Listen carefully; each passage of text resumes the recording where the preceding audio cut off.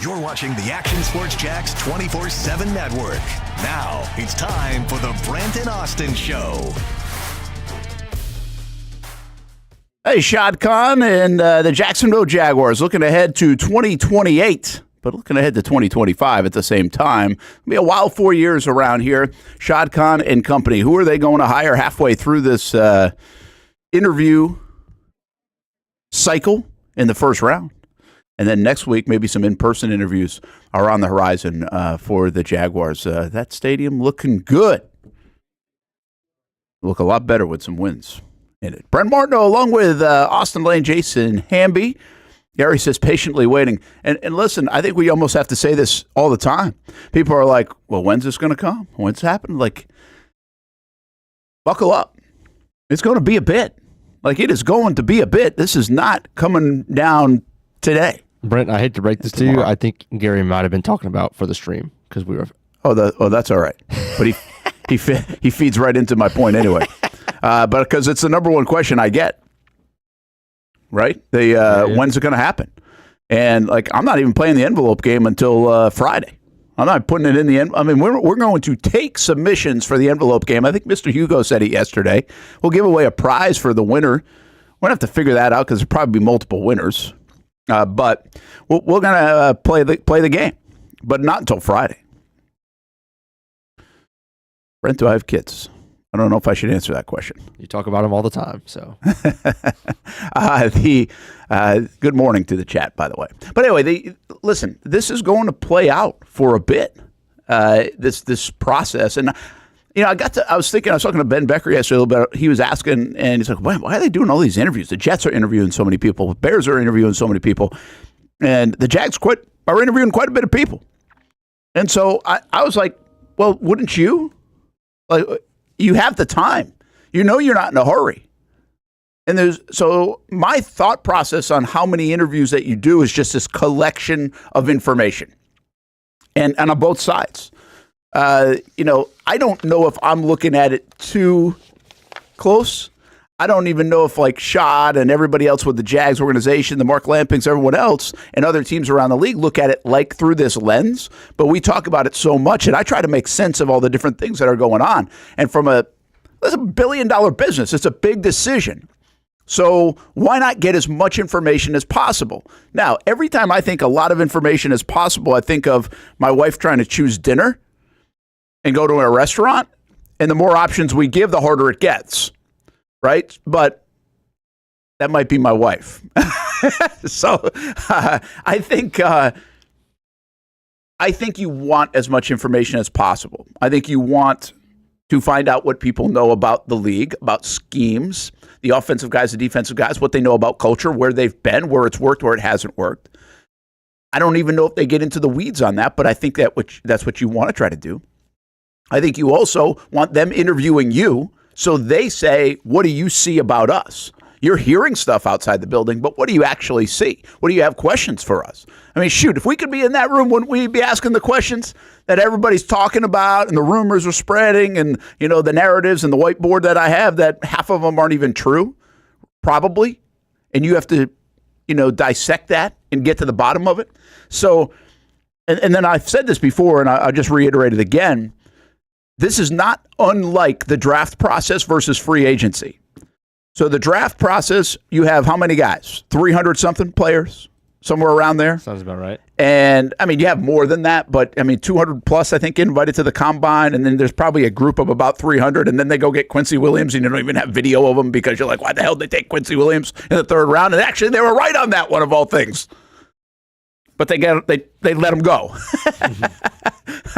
The Jets were right on that one, I guess. But it's when you have 300, you only got 7, 8, 9 selections, sometimes 5, 6 selections. Well, when you have that, you're not getting all those guys.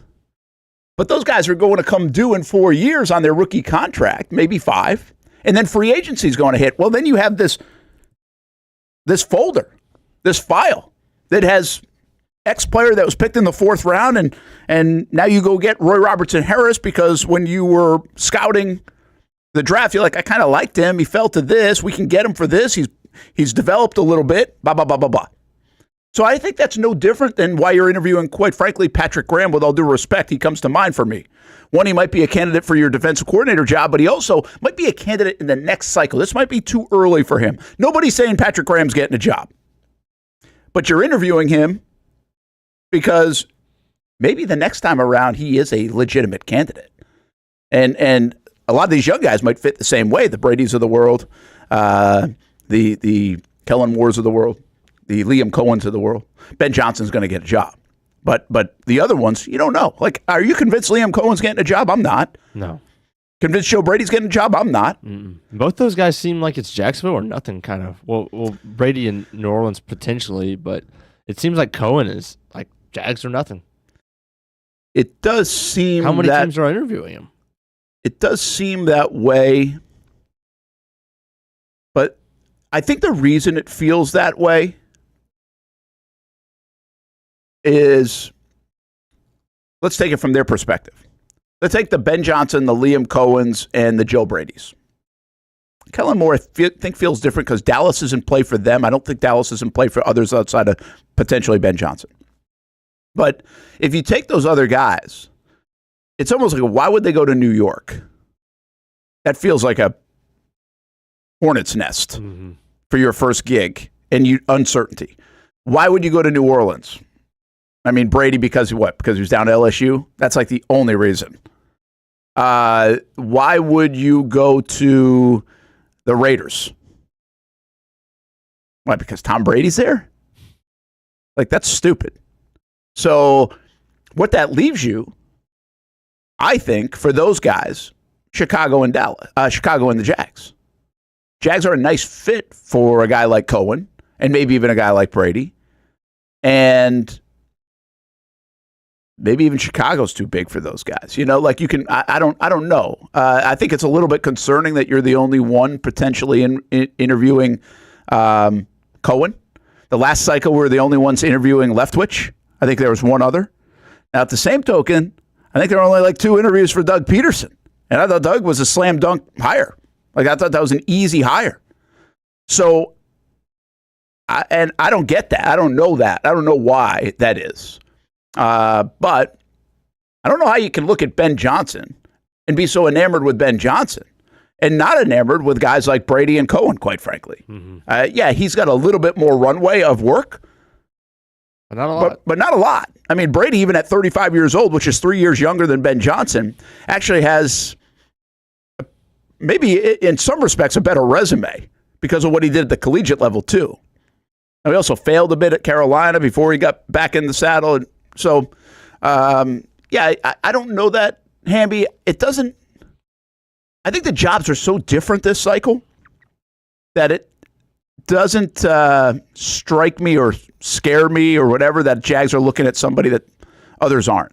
Well, because, look, when you talk about, in hindsight, once the hire is made, whether Jags fans are going to be happy with it, part of whether you're going to be happy with it now depends 90% on whether you think they're actually good or not.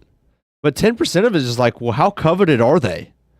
You want your guy to be the most coveted guy because that means that you won, in a sense. That's why so many people want Ben Johnson. Some people don't know much about Ben Johnson at all. I'm not saying that we know, a ton about him, but it's just the fact that he's the most coveted guy. For the Jags to get Ben Johnson would mean that we won. Yeah. We beat Chicago. We beat Las Vegas.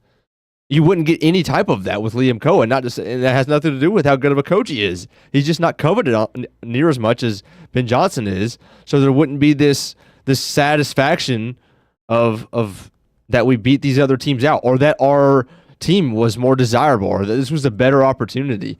That's part of the reason why everybody wants Ben Johnson so bad. Yeah, which is a real crappy reason. I get it. That's a bad reason. It's a win the press conference moment. It's not a substantial nuts and bolts, meat and potatoes kind of move and kind of decision. It's too big of a decision to be like, hey, we did a vote and Ben Johnson, people would love it. I know. It ain't good enough. But Brent, look, you have to understand that some of it is, you'd almost be able to rub it in the face of Chicago in the sense of, on social media at least, Chicago thinks that they're the freaking, best head coaching opportunity of all time, and they think it's a lock that they're going to get whoever they want. 2 weeks ago, everybody in Chicago thought that it was a slam dunk that they get Ben Johnson. If we want him, we'll get him. It'll be easy as that. For the Jags to kind of be able to pull this, it would be an upset national media-wise. And look, we haven't had a lot to celebrate around here. I feel that's why, I get it. It's like we beat them. Yeah, but I'm just telling you, listen, I get the sentiment, but that's a BS reason to hire somebody. That is like, if that's the reason we're go back to what I'm them. saying. We're talking about $1 billion business. This is important stuff. This is important to build a team, a culture, all this stuff. Now, listen, I don't think Shad moves that way. I think it's pretty clear Shad doesn't move that way. He does not really care what my poll question says about if you should hire or fire anybody. That's crystal clear. And to that degree, he's right. Like, you shouldn't worry about. They have so much more information at their hands. They've got the good, the bad, stuff we don't know about. But it shouldn't be because we need to have a moment on social media and flip the bird to Chicago. We beat you. Like, by the way, it's not that heavy of an underdog for Ben Johnson to land in Jacksonville. Go to the Vegas odds for that.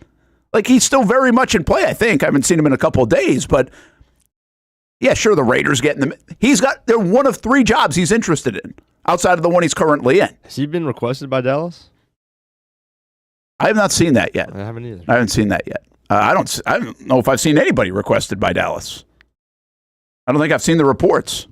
But yeah, listen, I get the sentiment. We live in this world. I understand that. It's great to win for the day. It doesn't do you any good to win for tomorrow, though.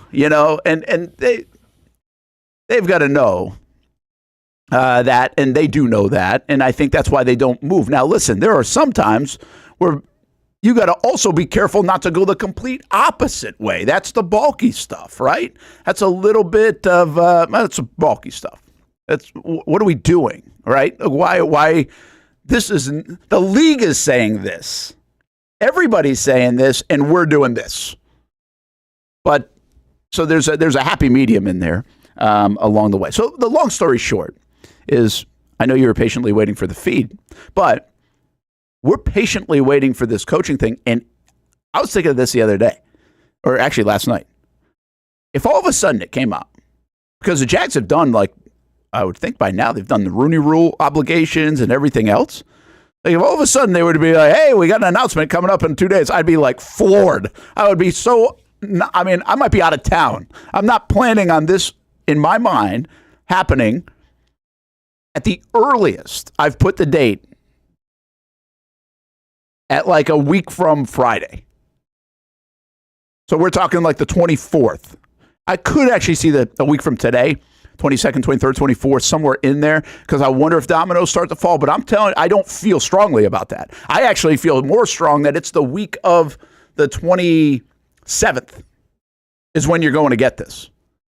Like, I think it's the in-between week of, like, after the championship games into the Super Bowl. Oh, yeah, Delphonic's right. See, this is why all these rules, we got to find that sheet with all the rules. Dallas can't interview Johnson or anyone. Well, anyone that's still playing, because they don't have initial interviews, similar to us with Kevin O'Connell, yeah. So, yeah, you miss, if you don't get that initial interview during their bye week, yeah.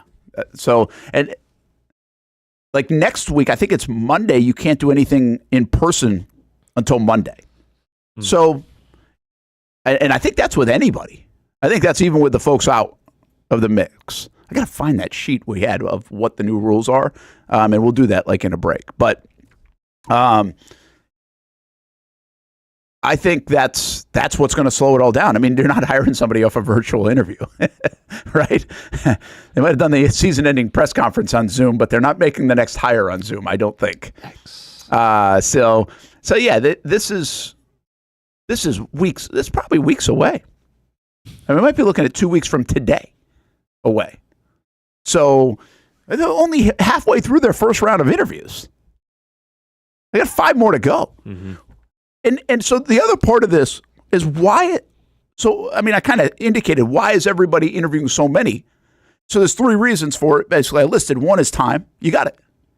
2 is information. You're gathering it. 3 is more information.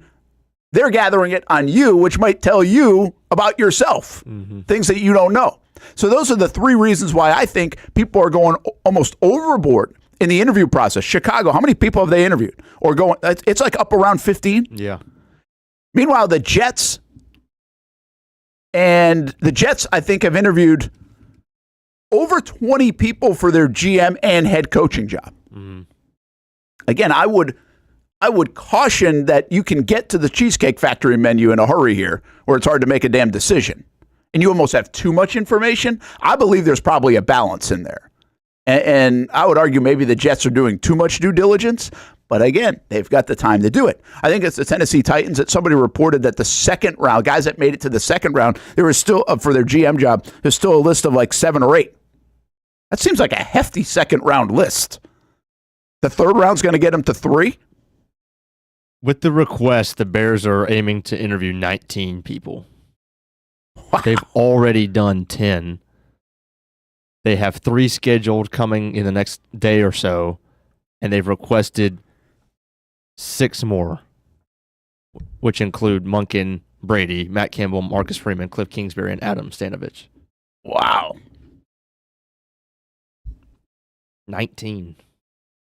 Here's the, again, I just said all the reasons why, and I believe it. And I think it makes some sense in an important decision. Like you can't do enough due diligence when you have important decisions. I also feel like, let's just say there are 4 people in the room. There's no way you're getting a unanimous decision. Even with 4 people. If you have more than that, you're definitely not. Even with 3 people, I doubt you're getting a unanimous decision. 2 people, you probably got a good chance at it. 3 people, your odds go down. 4, I don't think you're doing it at all. And more than that, you're screwed. Because you got people want all this. Well, the bottom line in that is then you feel like you missed because like, oh, damn, I should have had him. That becomes the draft. That's like the draft because you're like, I got 23, but we picked this guy. Oh, we're toying between this guy and 2 other guys. Let's watch how this plays out. The other guy wins Rookie of the Year. You're like, son of a gun. Yeah.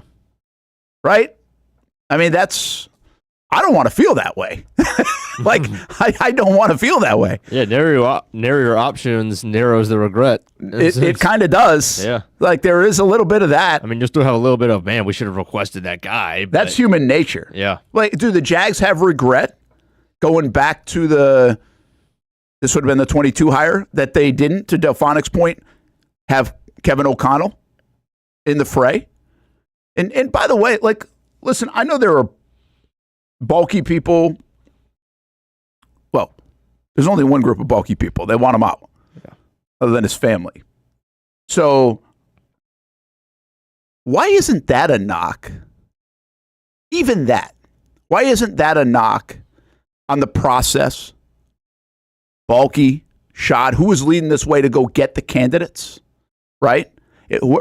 Tony, whoever's getting the candidates. Where's our list of candidates? Why wasn't Kevin O'Connell on it? And shouldn't that be concerning? That, okay, he wasn't on it. We didn't bring him in. We couldn't get him in. They were like the only ones that did do that, and they saw that, and look what happens. He wins 13 games in 22. He wins 14 games this year. With Sam Darnold. I mean, we don't really talk about it like that because, again, I don't know who's making the list. A lot of these things, and see, this is another thing that Shad he kind of led to, but got overlooked because of what was a disaster of a news conference overall. There were actually some good things. I might do this tomorrow, by the way. I might go back into that news conference and say, pick some things apart that actually there was a lot of hidden information, I thought, in that news conference from Shad that he had not said in the past. And maybe I'm thinking too much of that, but I want to go back, and I didn't have it ready for today. So either tomorrow or the next day, I might do that.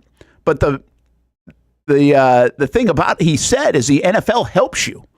So the NFL will also put candidates out there, is my assumption on that. So it's not just like, you got headhunters, right? That's natural in these kind of businesses.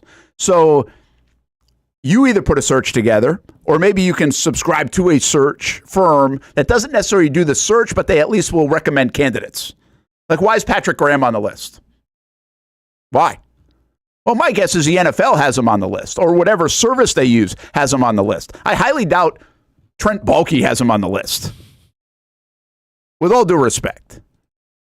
But the bottom line is, did the league miss on that? And Minnesota went, oh, no, we like this guy too? Delphonic's all over the KOC thing. It became a dark horse candidate for us. I don't remember that, but it must have been late. Yeah, you had to wait until after the Super Bowl because the Jags had almost waited until the Super Bowl. But Delphonic, the one thing I remember about the Vikings hiring 3 days after the Super Bowl was word came out before the Super Bowl that they were hiring. There was one of the last jobs. I want to, if I remember correctly, and in my mind, I think it came out like that week. Reports like they are going to hire him after the game, which means they knew, but other people didn't. There were 10 job openings, and I'm not saying the Jags were the only ones, but because the Jags were part of the group, does that say the search committee, the tips that they give you, the list that they give you, O'Connell wasn't on it? And Minnesota said, hey, what's this guy, right? So anyway, we don't know that. We don't know the weeds of that kind of part of the process, but I think it's fascinating to how all these names get on it. And I said this a couple weeks back. I think because we fire and hire people so often in the college football world and the NFL world, that you need to get a new crop of people up and coming. And I think the NFL almost tries to do that, or wherever submits these lists tries to do that with the Patrick Grahams of the world and everyone else. Get the names circulating, get people watching what they're doing. These younger people, put them on the board because we need more options the way we fire people. And I think we're getting a lot of names on the board in New York, in Chicago, and to some degree in Jacksonville. I think 10 has almost become a low number, the way some of these teams work. That's a long way. I mean, the process is fascinating. The process, we're still kind of learning. There's some real nuanced stuff in it, and it just changed again. That's the thing. It just changed. So this cycle is going to be different. But the reason we brought this up is like, be patient because you're going to have to be. I mean, no, you're not hiring anybody until you meet on the Kismet with them. And all we got is Zoom calls right now at the moment. So patience, and we'll see when the other 5 go. Robert Saleh was yesterday. Talked a lot about him there. Today, talk a little bit about Todd Monken, because we really talked a lot about the offensive guys, which for good reason. There's a reason why I'm talking about the offensive guys. That's where I think they're headed. Talk a little bit about the rumor mill, too, because I mean, I can't caution it enough. I can't say it enough. You're not going to listen to me. I get it. Like, I'm not going to try to police this thing. But oddly enough, like, I wasn't on social media as much the last couple of days for some reason. I think we have a ton of meetings this week, and so I don't think I've been on it as much, just following the banter. But again, Ben last night when I was on TV, he's like, well, what's this stuff about Saleh? Like, everybody thinks Saleh's going to be the guy. I'm like, who the hell thinks Saleh? Like, where are you getting that? What? Because so I tracked it. And it was, I think, a guy from The Athletic, I want to say. Mm-hmm. He said his prediction was Saleh to the Jags. I think I never clicked on it because I swear I have an Athletic thing, but it didn't click in. Zach Blatt was his name. Zach Blatt? He said, that, quote, there's some real buzz about Robert Saleh's chances of securing the Jaguars head coaching job. He has a lot of fans in the Jaguars building from his time as linebackers coach from 2014 to 2016. And all those things can be true on that front. But it was like right after the interview, which kind of sent it into a frenzy. Again, so we're going to get that stuff. I do think I think Shad likes Saleh. I think everybody likes Saleh. Saleh's a great dude. Like, he'll win an interview, and you can feel him. And if you want that culture stuff, if you want the Vrabel kind of stuff, there's reason to like Saleh. Mm-hmm. There's also reason to be like, okay, not right now. 20-36, just got fired. Those things don't usually work. And what everybody's going to point to, because everybody's afraid to, it's like, okay, you're settling on Saleh because of Trent Baalke. Because it's really, we said it yesterday on the show, it's the only job he probably will get in this cycle, head coaching wise, right? Would be in Jacksonville. But I do think it's a fallback, with all due respect to Robert Saleh, who I like a lot and have a lot of respect for. I don't think that's the way the Jags are going this time, unless they have to go that way this time. But I also don't think they have to go that way this time. Like, they could easily go to Liam Coen if they want to and get one of those young play callers. So I'm not going to police it all. I just think just because a guy predicts it doesn't mean like there's that much smoke for it. Yeah, he's right. People in the building do like Robert Saleh, no doubt. That doesn't mean they're going to get the job. And I don't know why there would be more. Listen, if you think there's smoke about which guy they're hiring outside of like a Ben Johnson just because he's a hot candidate, when they're halfway through the interview cycle, we got a long way to go, folks. And we know this. There's actually not a lot of information coming out of the building. If you really want to look at social media, there's not a lot of information coming out of the building. So I think we're going to have to pace ourselves here. I don't know, when's the next time you get excited for Ben Johnson? I guess if you find out that he's coming down for a in-person interview. Yeah, I guess. Well, I mean, really, the other thing with that would be if some of these other teams announce their hirings before we do, and it's not Ben Johnson, obviously. Well, that's true too. Increasing the odds. So if Vegas goes out and makes their hire, and then Dallas makes theirs, which doesn't seem like Dallas is going to be in any kind of a hurry either. Obviously, that would increase our odds, so then we'd probably get more excited there. But Nathan says something, and this is the other thing that I see. See, this is why I think this is the number one response we got when we put out anything on Saleh. Perfect scenario, Ben Johnson, head coach, get Robert Saleh as DC, assistant head coach, make him the highest paid coordinator. I don't even know what that matters in terms of the highest paid coordinator. He's got a ton of money coming off the jet. Like, this is the one time you don't have to actually pay the guy as much as you normally would have to, because whatever you get paid usually gets offset by the coach's contract. He's getting whatever he's getting from New York. He's got plenty of money. Right. Like, he doesn't have to worry about money. He's getting double dipped right now, which is a beautiful thing. So, but I hear everybody saying the Robert Saleh stuff is DC. Sure. Would I sign up for that? Would that be good? Absolutely. I also think, again, this isn't fantasy football. Like, you can't just well, you can dream up your scenario. I appreciate it. But the more I see that, the more I'm like, guys, that ain't happening. Like, you're not just sticking this guy with this guy. The way they talk about it, Brent, it's almost like they want co-head coaches. Yeah. It's the way that I think so many people want Saleh, one, because I think the proof is in the pudding. He's a great defensive mind. Right, so that's part of it. The other part of it is that if we go get one of these offensive guys, that especially the younger ones, that's never been a head coach before, it's almost like we're not going to trust him to handle the culture. We're not going to trust him. So we want another head coach type guy to take one half the defense, and then so the offensive play calling head coach can really just take the offense and handle the play calling, and it's like almost 50-50 in the building. That's a really good point. Let's take a break. And that's a good point on that maybe we haven't talked about enough because of what just happened. And I'll shed some more light on that. Also, Duval Jags has an interesting one about Robert Kraft and the Patriots, which I kind of disagree with. I think some of the sentiment's okay, but I disagree with. And we'll see. We'll get to more on Nathan Dean. He says trying to see what would be the sell for him over being the DC in San Fran. I think comfort in San Fran, right? He had success there, and right now they're a better organization than the Jacksonville Jaguars. So if you're going to pick an organization to go be a DC for, which helps you then go get a next coach, and I would say this, how close is Kyle Shanahan to being out in San Francisco? So if San Francisco brings him in by next year, could Shanahan be out if it doesn't go well, and then you just promote Robert Saleh? So if you're looking at the fast track from a selfish standpoint to get the next job, which, by the way, I think a lot of people do, that could be a scenario. I'm telling you, if Shanahan loses again, I get it. He's been good. There are already rumors this year that he might be out. That's only going to heat up.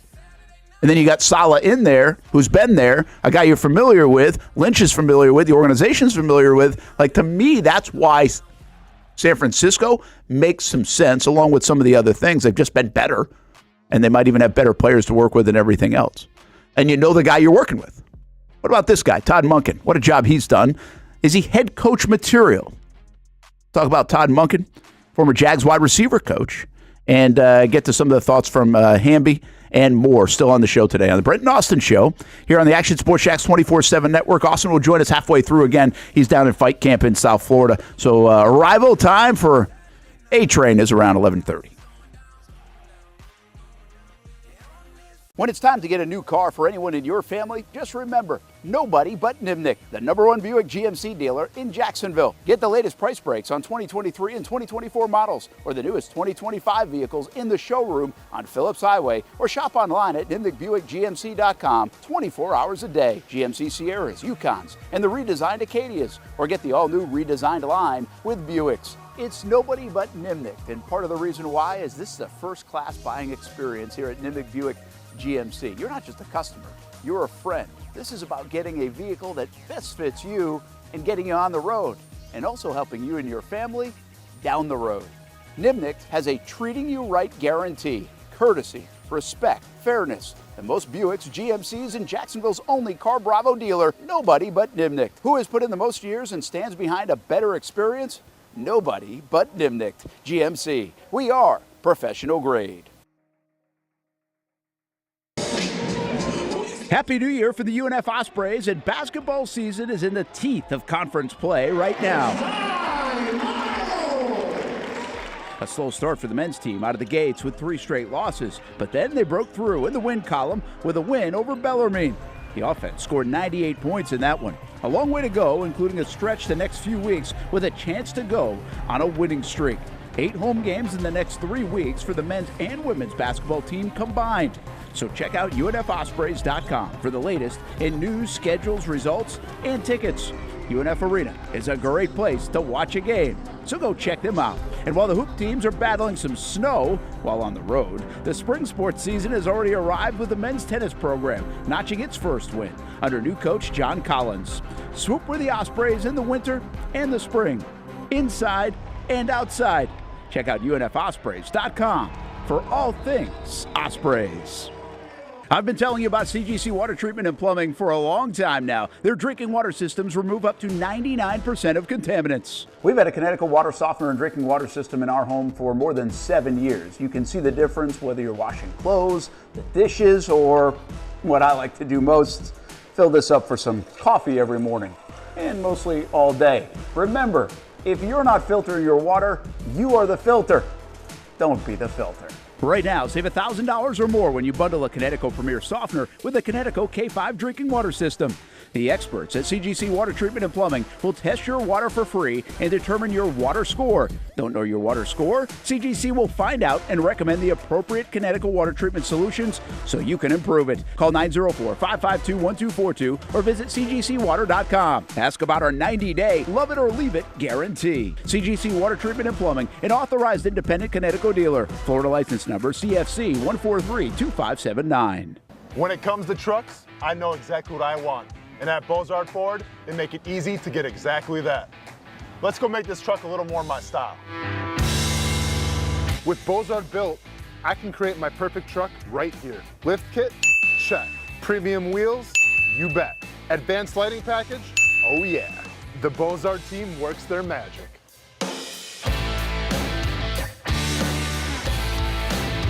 From bumper to tailgate, I'm making this truck mine. It's everything that I wanted and more. From the field to the gym to weekend adventures. This truck's built for my journey. Bozard Built. Customized for your lifestyle, built to exceed your expectations. Check out the inventory and available options at bozardbuilt.com. Unleash your dream ride. Customized, covered, and Bozard approved.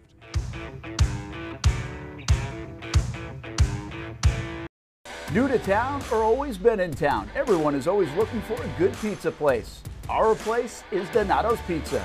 We love it and still do love it. When I tell my family I'm coming to Donato's, they say, wait a minute, you got to order some for us. So this is not all for me. Let me tell you what the Martineaus get when we put an order in. Well, pepperoni pizza, we usually get more than one of these. And then there's the works, a little bit of everything.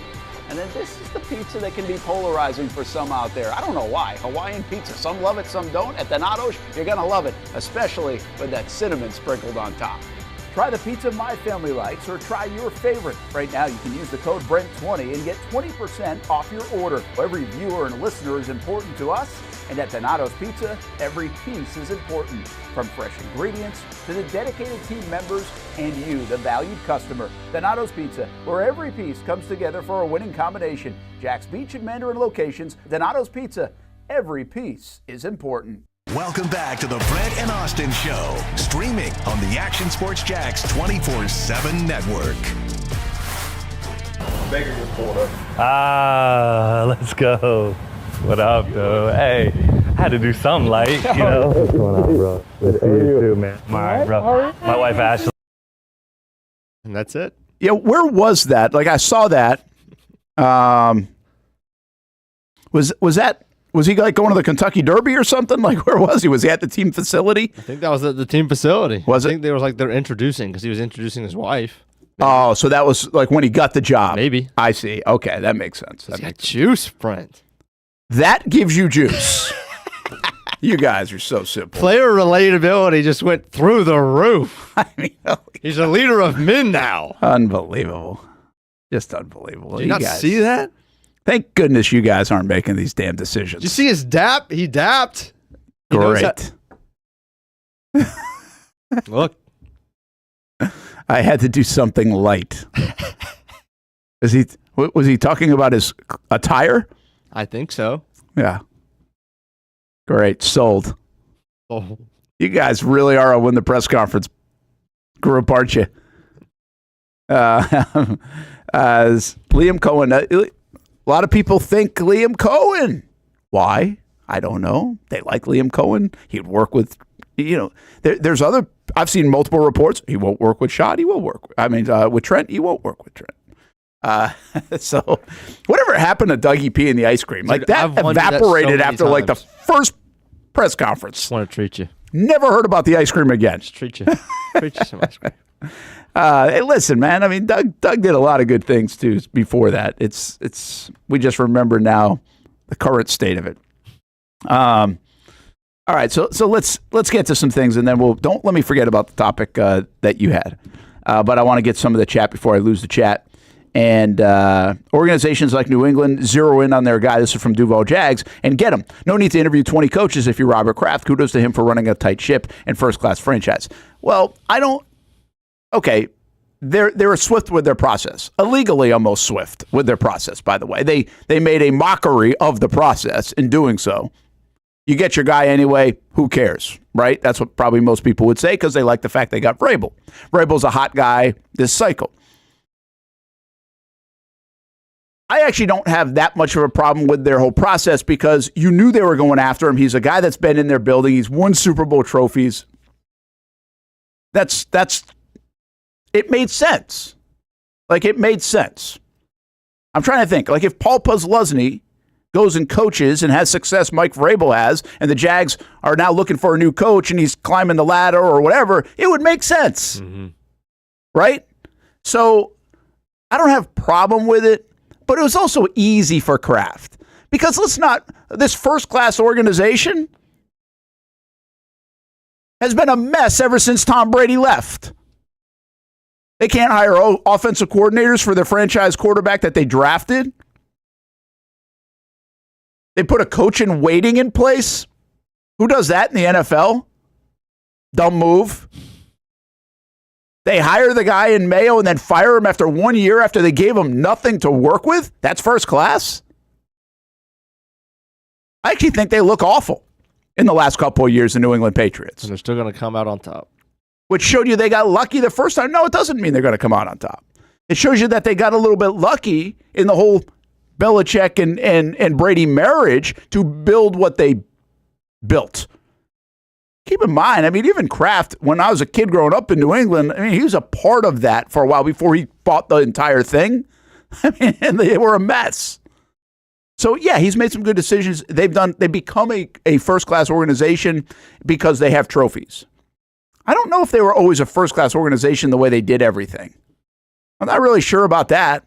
Not everybody seems to have always enjoyed their experience there. I mean,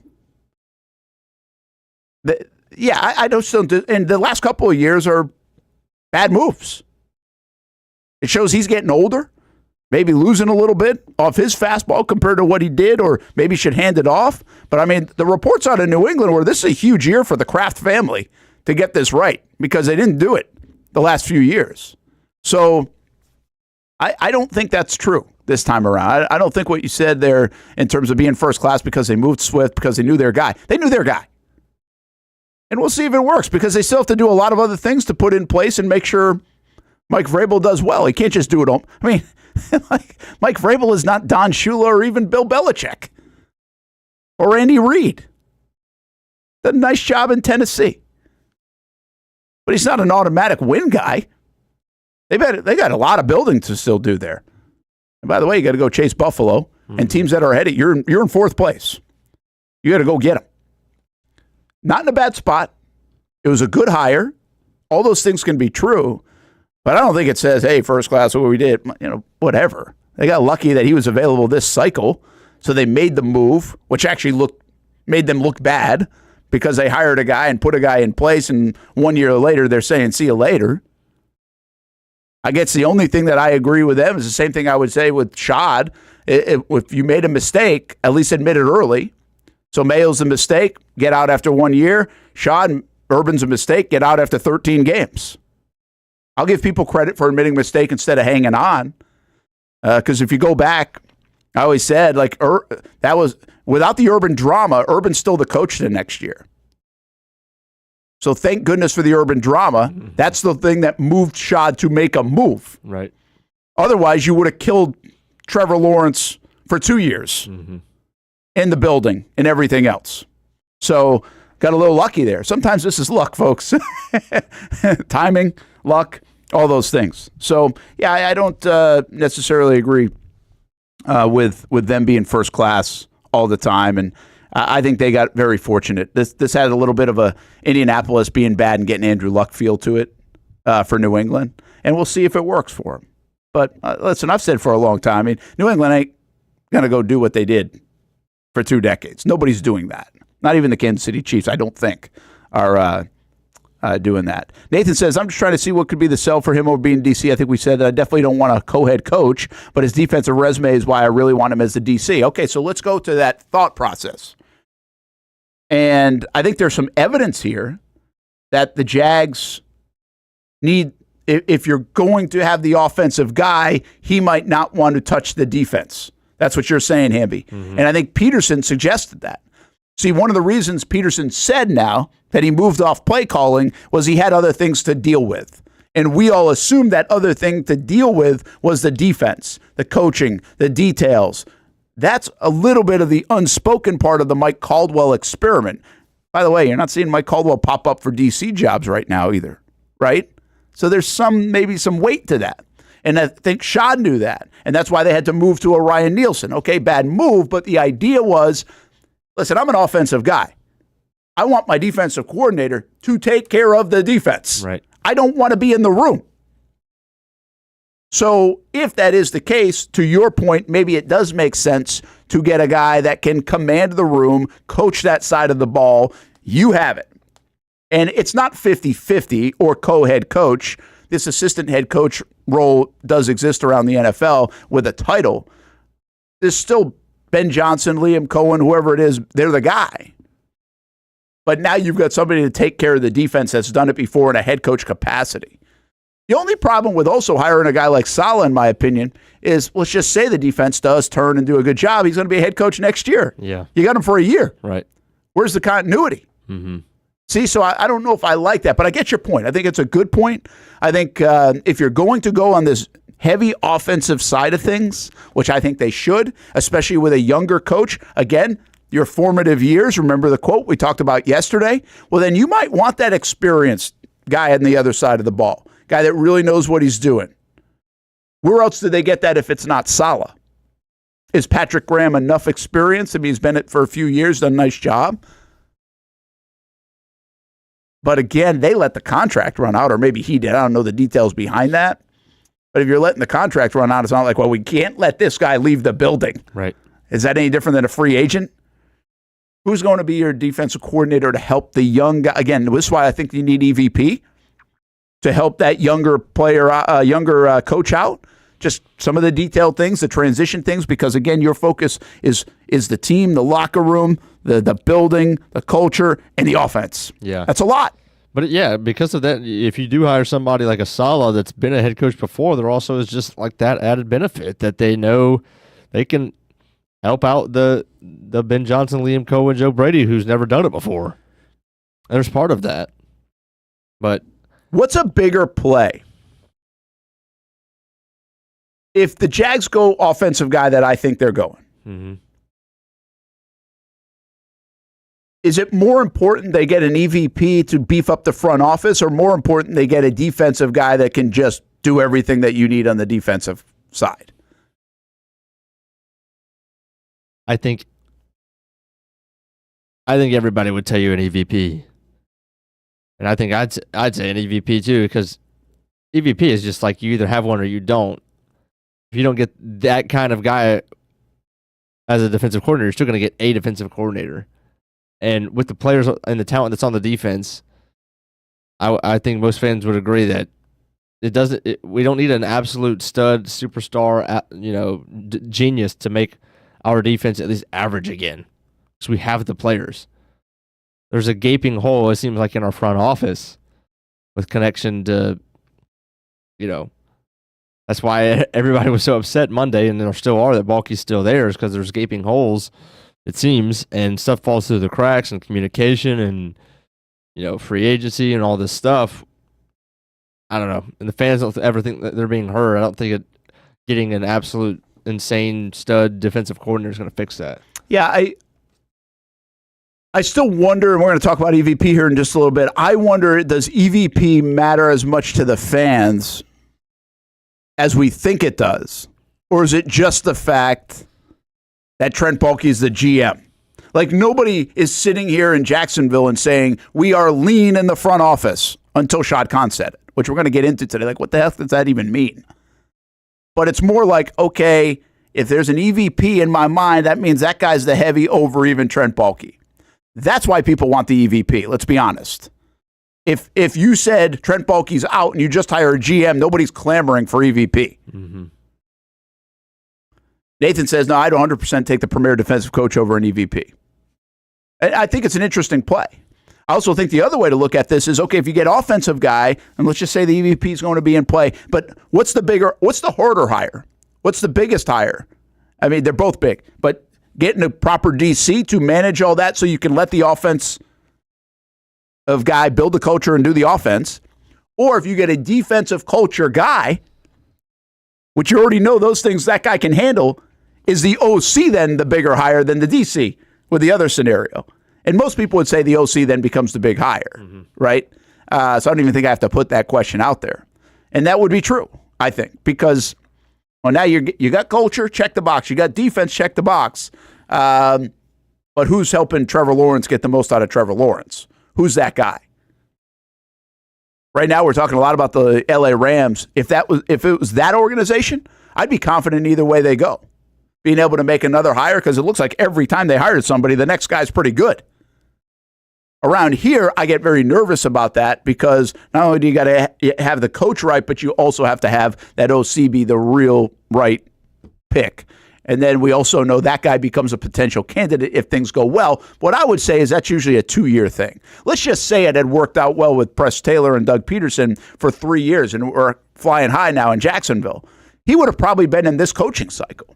That's 3 years into the job. That's okay. Like, that's okay. By that time, you should be able to move on to the next person. So, yeah, I think a lot of this is not just for today.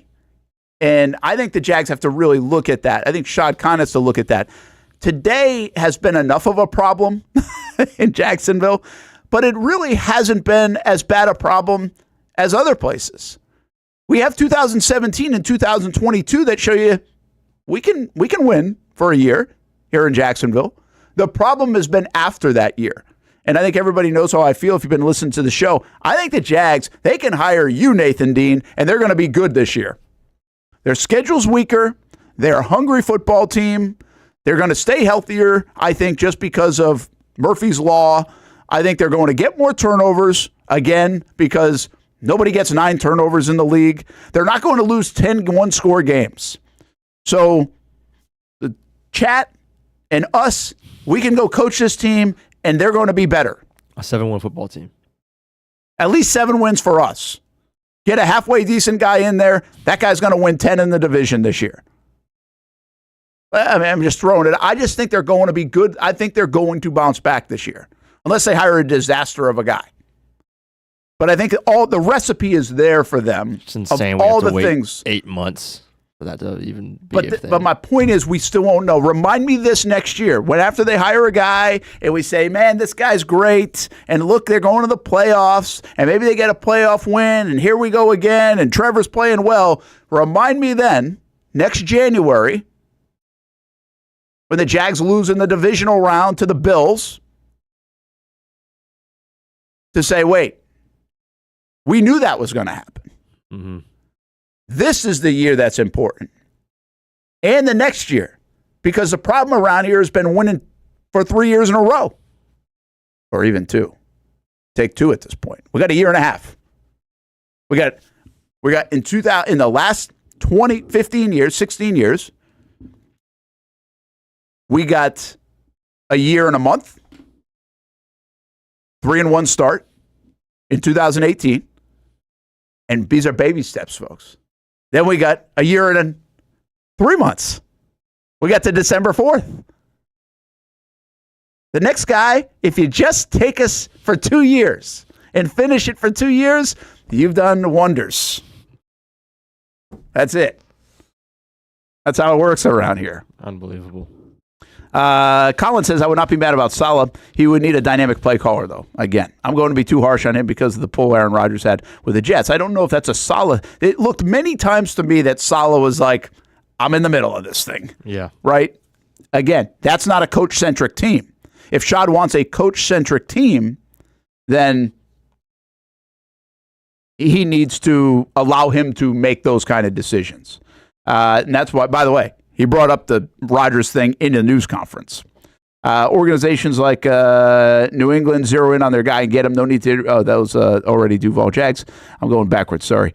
Hamby's Burner says, I was watching an interview of Ben's from about 3 weeks ago in that he has a burning desire to prove himself as a leader. Yeah, I would think that's the next step for these guys. Listen, he has taken a job. I'm convinced of it. Mm-hmm. He's taken a job. I'd be stunned. The whole thing, this whole cycle, I'd be more stunned if Ben Johnson goes back to Detroit more than anything else. More than anything else that could happen. They could hire Gus Bradley, and I'd still be more stunned about that. Ben Johnson going back to Detroit. Todd Monken gives off that heavy equipment sales rep vibe. He can draw up plays from the pistol formation on Sunday afternoon and tell you a Mack dump truck. Sell you a Mack dump truck on Monday. Did you see? I forget who it was on Twitter, but I saw that. That was actually pretty good. Yeah. That was pretty good. Kind of fun. That was an innate ability to put those together. Yeah, that's pretty good. Colin says the outside perception was Hackett was forced on Saleh. Not sure how true that was, but that's what I was getting at. Yeah, it might have been because of the Aaron Rodgers thing, but this is what I say. That's shame on Saleh then. I've told you this before about the Ryan Nielsen stuff. Which, by the way, doesn't seem like anybody's saying now that Trent Baalke hired Ryan Nielsen. Because people feel like he would have got fired for it, right? Yeah. Well, he didn't. I think it's pretty clear. Yeah, Shad pretty much gave us a great idea that Doug made that hire. Put it on the whiteboard, cross it off the list. Narrative wrong.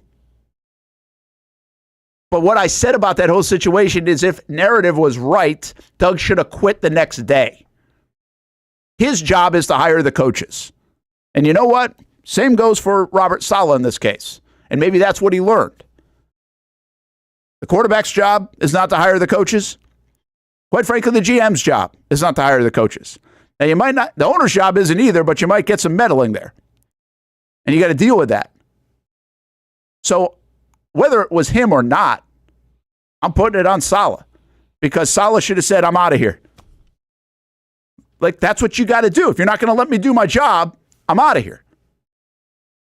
You don't get stuck in a bad situation. So that's on him. I'm like, I get what you're saying, Colin. I'm just not I don't care. Like, if he got put on, that's still on Saleh, in my opinion. I just don't know what you wanted Saleh to do, though, because he can't really just be like, I'm out. Yeah, you can. No, you can't. Why not? It's your first head coaching opportunity, and you're making 4 times what you did as a coordinator. You got to play out the contract. Well, or this happens. But by the way, Saleh and Hackett had a relationship anyway. Yeah. Like, they worked here in Jacksonville, too. So, like, I don't think he was hiring the guy. Sure, did it all match? Did it make some sense? Continuity? Listen, let's go back to it and let's just assume it works out well. It makes sense. It worked in Green Bay. Rodgers raved about him. Mm-hmm. They have good continuity. Now, listen, I think bigger than the fact that Hackett was the offensive coordinator was the idea that you let, like, Alan Lazard get a 4-year, $40 million deal because of it. Shame on you.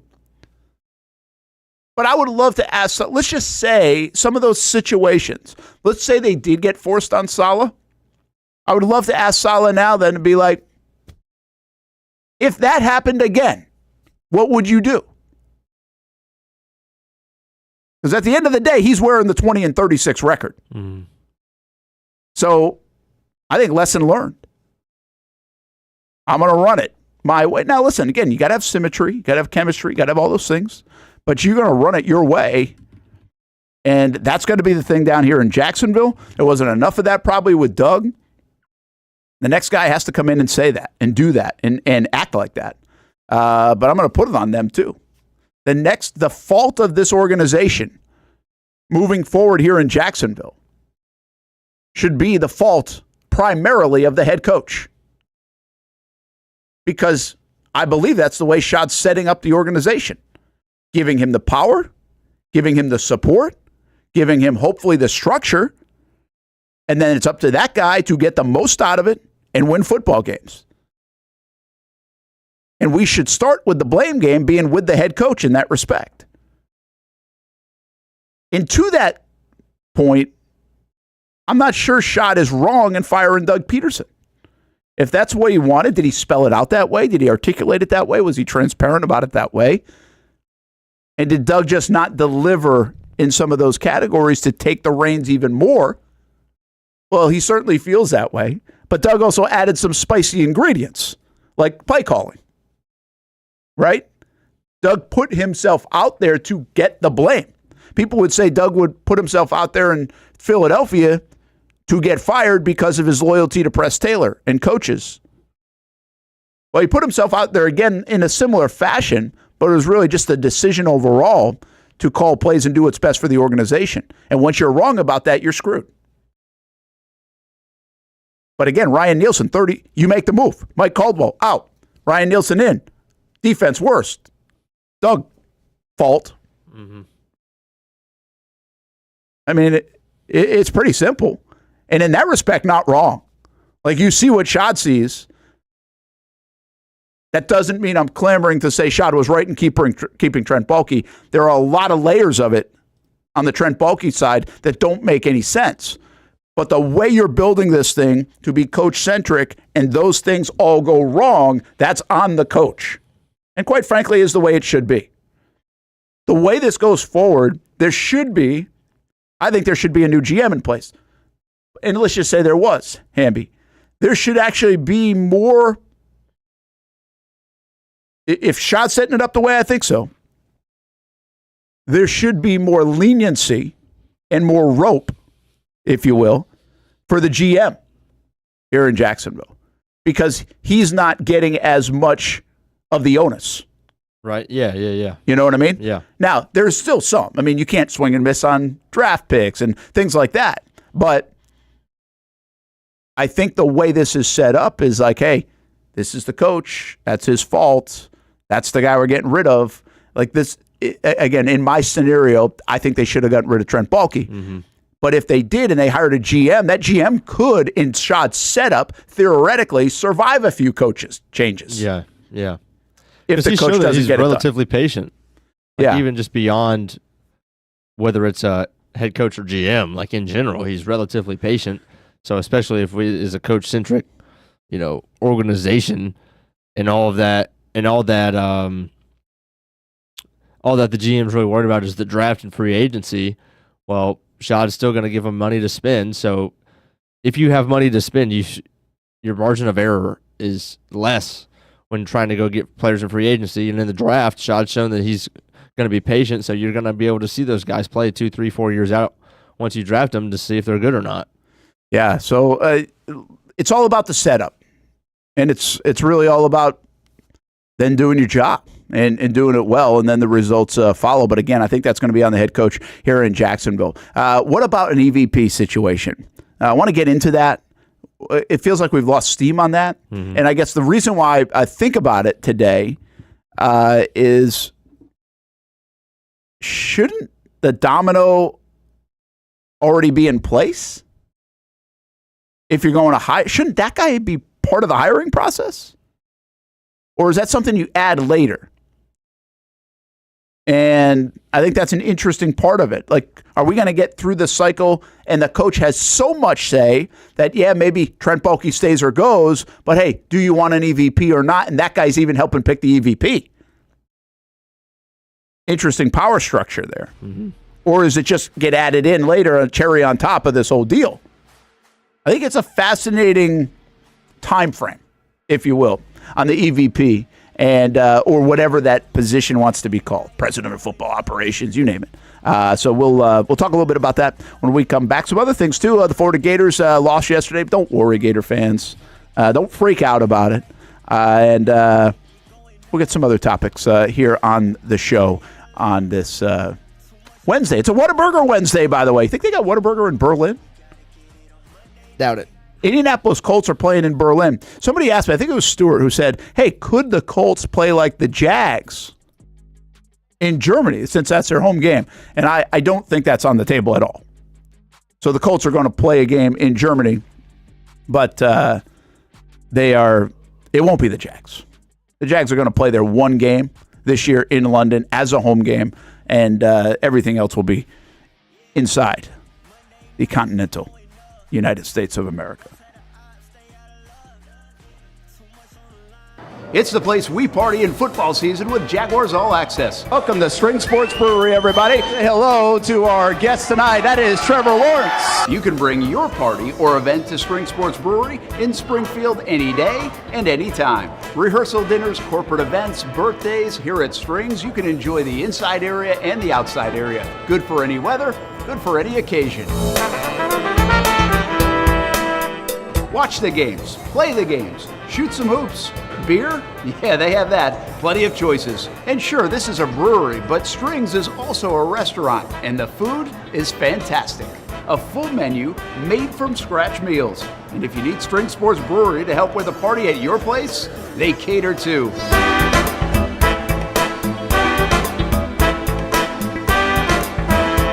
Family, beer, food, sports. Spring Sports Brewery in Springfield.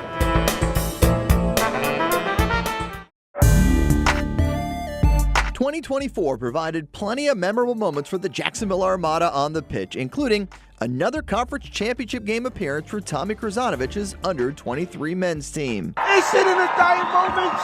Debuting this year for the first time, the girls in blue, as the Armada fielded a women's under-23 side in the WPSL and made its presence known with some highlight moments. Potential goal of the season. Then attention turned to the future, with MLS Next teams representing the Armada badge in 3 age divisions this fall, including an under-19 squad ranking among the best in the state. Those teams are a big focus on Fleet and Footy, covering the big soccer stories each week on the Action Sports Jax 24/7 network. I'll put one in the back of the net for you. Join us for player profiles, fun interviews, and the very latest on the Fleet and all things footy. That's every Thursday at 2 p.m. You trust CGC to make your water great, and now you can trust CGC with your plumbing needs as well. Fast, convenient scheduling, licensed and insured. A quick call away at 904-552-1242. You never know when you're going to have an issue with a shower, toilet, or maybe it's a sink that sometimes is easy to fix. All right, let's be honest. I'm not fixing anything. I'm totally staging this because when I have a plumbing problem, I call CGC Water Treatment and Plumbing. Trained professionals, transparent pricing, customer satisfaction. Small problem or even a bigger issue. Right now, save 10% off a new Rinnai tankless water heater. The experts with 25 years of experience at CGC Water Treatment and Plumbing can do it all. Call 904-552-1242 or visit cgcwater.com. For a limited time, CGC is waiving the trip charge on all related plumbing calls. CGC Water Treatment and Plumbing, an authorized independent Connecticut dealer. Florida license number CFC 1432579. Here on Spring Sports Media Day on Action Sports Jack. It's an opportunity, an education beyond the classroom and the sports arena. Life skills, testing skills, social skills. It's called High School 912, a program focused on maximizing the growth of students in academics, sports, and life. And here's your chance to get involved. If you're a local business, or if you just want to make a donation to help support programs like ACT and SAT boot camps, career days, Leadership Academy, Financial Literacy Academy, and so much more. Another Nice High School Panther, Jack Cole. High School 912 supports and hosts high school sporting events and several media days throughout the year. For more information on how you can get involved, visit jackshighschool912.com. Baker Sports is local sports. Uniforms from Pop Warner and Little League to travel ball, high school, and college. They make you look good. They help you play good. Baker Sports has been helping families make memories that will last a lifetime with their Baker's Buckets. We've got a lot of these filled with baseballs and softballs in the garage. I've been throwing batting practice to Ty and Kaylee for years, and also sit on the Baker's Bucket, catching Kaylee while she practices her pitching. Yeah! Baker Sports is homegrown, and a lot of employees that used to play on local ball fields now work for Baker Sports, now helping you look good, play good, and make memories of your own. Visit bakersport.com to see what Baker Sports can do for you. Custom apparel, Nike, Under Armour, Adidas, embroidery, screen printing, and more. Baker Sports is local sports from Jacksonville to anywhere in the Southeast. Bakersport.com.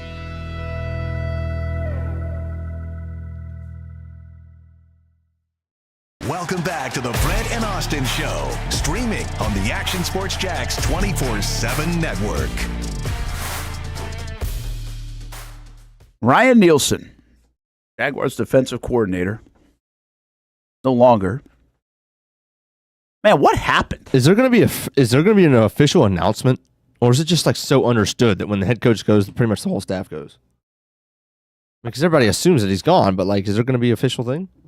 Well, I don't think they officially announced those guys, as I remember. I should know this by now. Nathan Dean, by the way, I know he said this a while ago. Go have a good day, man. Appreciate you hanging out with us in the early part of the show. And the rest of you as well, here on YouTube, Facebook, Twitter, Twitch, Action Sports Jax 24/7 Network. Brent Martineau, Jason Hamby, and Austen Lane joins us in about a half hour or so as we continue to talk Jags and other things. They won't announce. Like, basically what I've said, these guys are under contract. So they either have to be like released from that contract.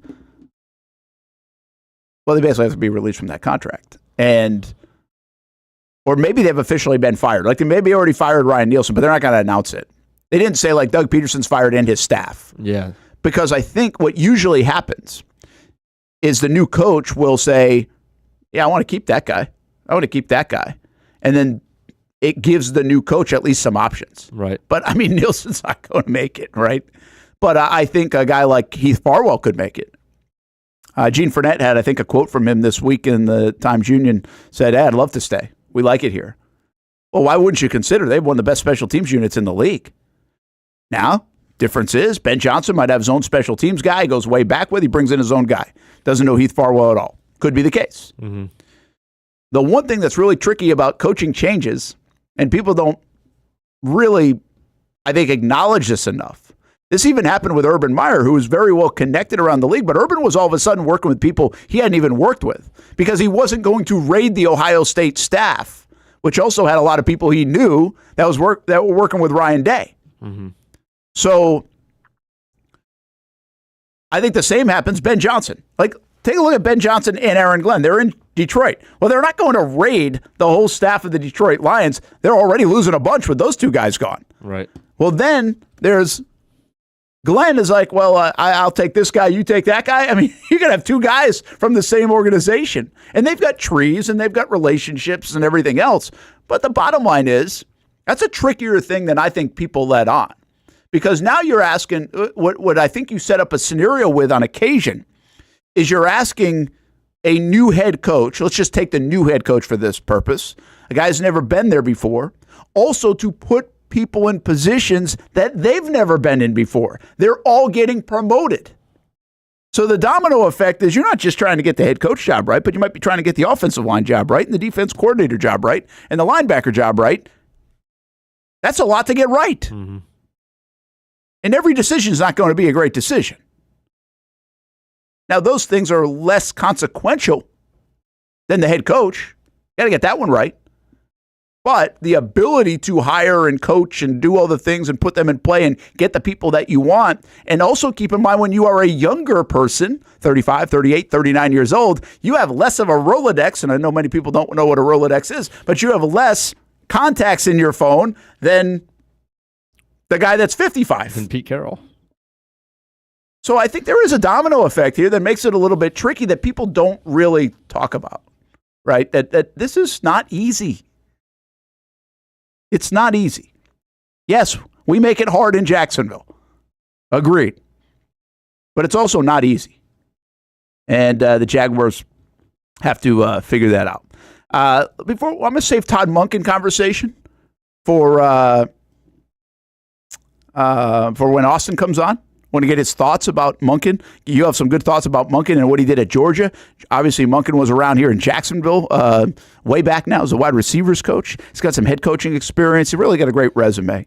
Is he head coach material? I think is the big question. When you make it this long without being a head coach in the NFL, can you get it done at this level? And by the way, he has really come on strong in the latter stages of his career, or I would say middle stages. How old is Monken? 55, 56? He might be a tad older. Is he even older than that? He's like 58 or something. But, I mean, this is, I don't know what that is in your, like, coaching cycle. Is that middle of your coaching cycle? Is 58. It's 58. But still, like, he has really come on strong the last handful of years. Like, everything he touches lights up the scoreboard. Now, he's also working with some pretty damn good organizations. Georgia, good players. Baltimore, good players. We'll get into it. Let's not get too deep into that right now. I want to go to the EVP part in a minute, but I also want to mention this. Did you watch the Gators play last night in hoops? Did not. They got outworked, out-hustled for like the first time. Like Missouri looked like a desperate team. Mm-hmm. Missouri was ranked before, so everybody's ranked in the SEC. They're out of the top 25. It's like Missouri needed a win, and they went out and got it. And they played really well. Florida was down the whole game, down double digits most of the game. And then they came back and really had a chance at the end, a slight chance. But they ended up losing. They lost by 1. It was really like a 4-point game. It wasn't, they hit a 3 like as the buzzer expired. So I would just say this, like, don't worry. It's going to happen. It's going to be like football. Teams are going to beat up on others. Well, but you can do it. Like you've got, it's okay. A week ago today, they had one of the best wins in program history. Yeah. Not only did they beat number 1 Tennessee, it was a dominant performance. We were there for it. Like it was, you could not play better in many respects than the Florida Gators played a week ago. They could win the national championship, and that might still be the best game they play all year, which actually is a little bit of a problem sometimes. Like you peak like that, right? The bottom line is it was a good loss is good for them. I thought it was a great win at Arkansas to go follow that up with a W on the road. But then what happens is you take a little bit of a breath because you're like, okay, we're on the road at Kentucky. We're home against Tennessee.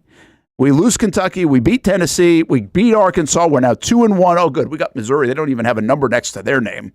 You take this slight breath. That's human nature. And they did. They took the breath and they got walloped for it. They got knocked out. And they'll be fine, though.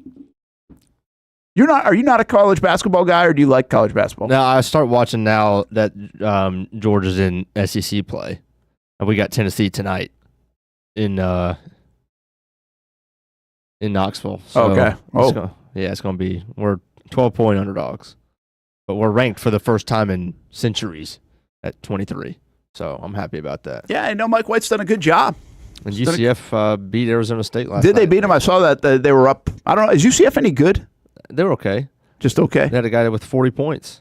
In Really? college basketball. I was thinking, when's the last time? I mean, because I'm not. Well, Flag had 42 over the weekend. Did he? Okay. But getting 40 in college basketball is a lot. It's a tough deal. Yeah. Well, especially I mean, Jimmer Fredette would do it. Tennessee like just that. scored 40 points against Florida. Total as a team. That's a good in point. 4 quarters. And by the way, Chaz Lanier was averaging 20 a game, which is good. Like, you average 20 a game. It was wild to me watching some of the coverage last night. I think that would have been on ESPN. It wasn't an SEC game, but it might have been some of their coverage. And it was an SEC network game. And they were like doing this bit on Chaz Lanier, former UNF guy who transferred to Tennessee. Yeah. And they were like, best transfer in the country. And they were like, he's got a chance to lead Tennessee to the Final Four. It's like, man, that's unbelievable. That guy played in the A-Sun right here last year is being talked about that way. Now, he didn't play well last week against Florida, but that's the way he's being talked about, which is just like one of the faces of college basketball this year when you get to late March. Seriously, could be him. And like the best team in the country, they might be the best team in the country. We'll see. Auburn, other teams are right in that mix. Might have played here at UNF last year. Wild. In so many respects, like we hate that part of this, right? Oh, UNF lost out. See, I don't feel that way about him. I feel in a way like that's pretty cool. Great opportunity for him to go there. Yeah, it stinks for UNF. Like, how much better would UNF be this year if they had him? And they've already beaten a couple Power Fours, and now they slipped out of the gates here in the A-Sun. But they're going to be okay. They're a good team. But how much better would they be with him? You can't help but wonder that. Right. Now, maybe other teams in the A-Sun would be better with some of the guys they lost to. I don't know all the guys everybody lost. But it's just fascinating to look at it in that way. Well, we did the same thing. I mean, just close to home, Florida State made the World Series last year in baseball. And guys like Alex Lodis, who was playing for UNF the year prior, was playing shortstop at second base for Florida State in Omaha and hitting home runs and contributing. Young man from Bartram Trail. JU this year sends a couple of guys, Justin Nadeau in baseball to Florida. They're pitching the Evan Crest kid to Florida State. I mean, that's just the way it goes right now. And I kind of feel good for the player as long as he's not bouncing around to like 3 schools in 4 years. Like, I'm cool if a couple of years you give your time here at the mid-major, who you committed to, you grow your game, you develop. Maybe you're a late bloomer, and then you get that opportunity. I think it feels totally different than the guy that the Rashada kid, right? Who's like committed to 14 schools, already now going to a third school, suing Florida. Like, the dude is like a sophomore, and he's already had 8 different college jerseys hanging in his room.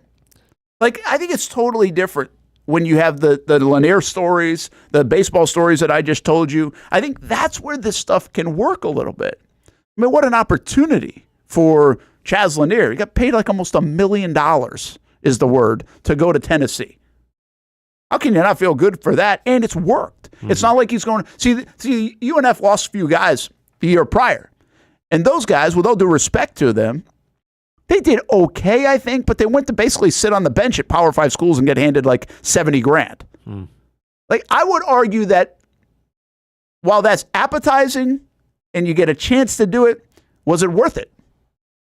You could have like had records here at UNF and maybe increase your stock to go play in Europe and make $70,000 a year.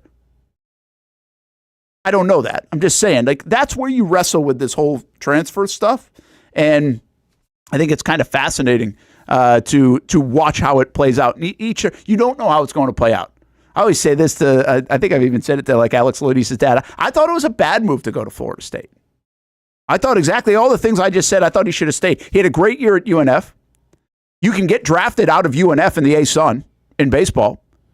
You could set records and be the guy here for a few more years. You're going to play the Floridas and Florida States and South Carolinas, and you get chances to do well against that competition, but that also avoids you from getting like exposed against that competition on a daily basis. So you continue to grow, and then maybe your last year you go over there and see what you got, because people tell you, hey, you're not going to get drafted, or you can get drafted higher if you go check this out and try to go play over there. Like, I thought that was made, but listen, I was wrong about that. He was an interesting one just because I know him and I watched him over at UNF. And quite frankly, he surprised us even at UNF because his high school career, he wasn't like off the charts great. Now, he was always talented, but he didn't put up like these sick numbers in high school. And he was a late guy to UNF, quite frankly. Like, we were pushing him out there to get recruited. And what a great story, in so many respects. But I don't mind admitting, like, man, I didn't think that was going to work out for him going to Florida State, where they're going to bring 5 more guys like you in this class. So it's just a wild world to kind of see it. And I think we're going to have like a 3, 4, 5 year sample soon enough where we really get to categorize this in all sports, how this works out for people. There are going to be some great stories. There are going to be some regretful stories. That's just the way it goes. Some of it's situational, some of it's decision making, some of it's making decisions for the wrong reasons. But I do like some of the, I hopefully we will celebrate the good ones, the good stories. And I really do appreciate if guys stay in a place for 2-3 years and then go and then have some great success. That's awesome. I've said this before, Hamby, when we've talked about this whole transfer portal thing. I would pitch myself as a mid-major school as a guy that, hey, we really want you here for 3 years. And then look what we're going to do. Look at, like, Matthew Driscoll should be able to now put together a PowerPoint presentation. And if you're here for 2, but let's say 3, I really want you here for 3 years. We're going to develop you. And then look at what happened with Chaz Lanier. Trust us. Buy into us.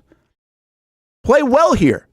So they come calling for you, and then they write you a nice check, and then you go have a great year, and then maybe into the NBA. That's crazy because that's what you used to do professionally with the professional leagues, right? You do. But so we've just knocked it down a whole level of play from mid-major, and it's almost another league to go to a top 25 D1 team. Because those are the teams that can pay. But people are paying early, too early. Right? Look at what's going on with the football guy. Listen, even Carson Beck, I think the way he's doing it is acceptable to me. I think it's crazy that he's getting $3 million, but I do think he waited his time. He was patient. Yeah. He got his chance. He gave a lot to Georgia. Yeah. You can't fault him. And now he's going to go try a different experience. I really don't have anything wrong with that. I might have stuff wrong with the presidents of these universities allowing people to hand out $3 million to a kid.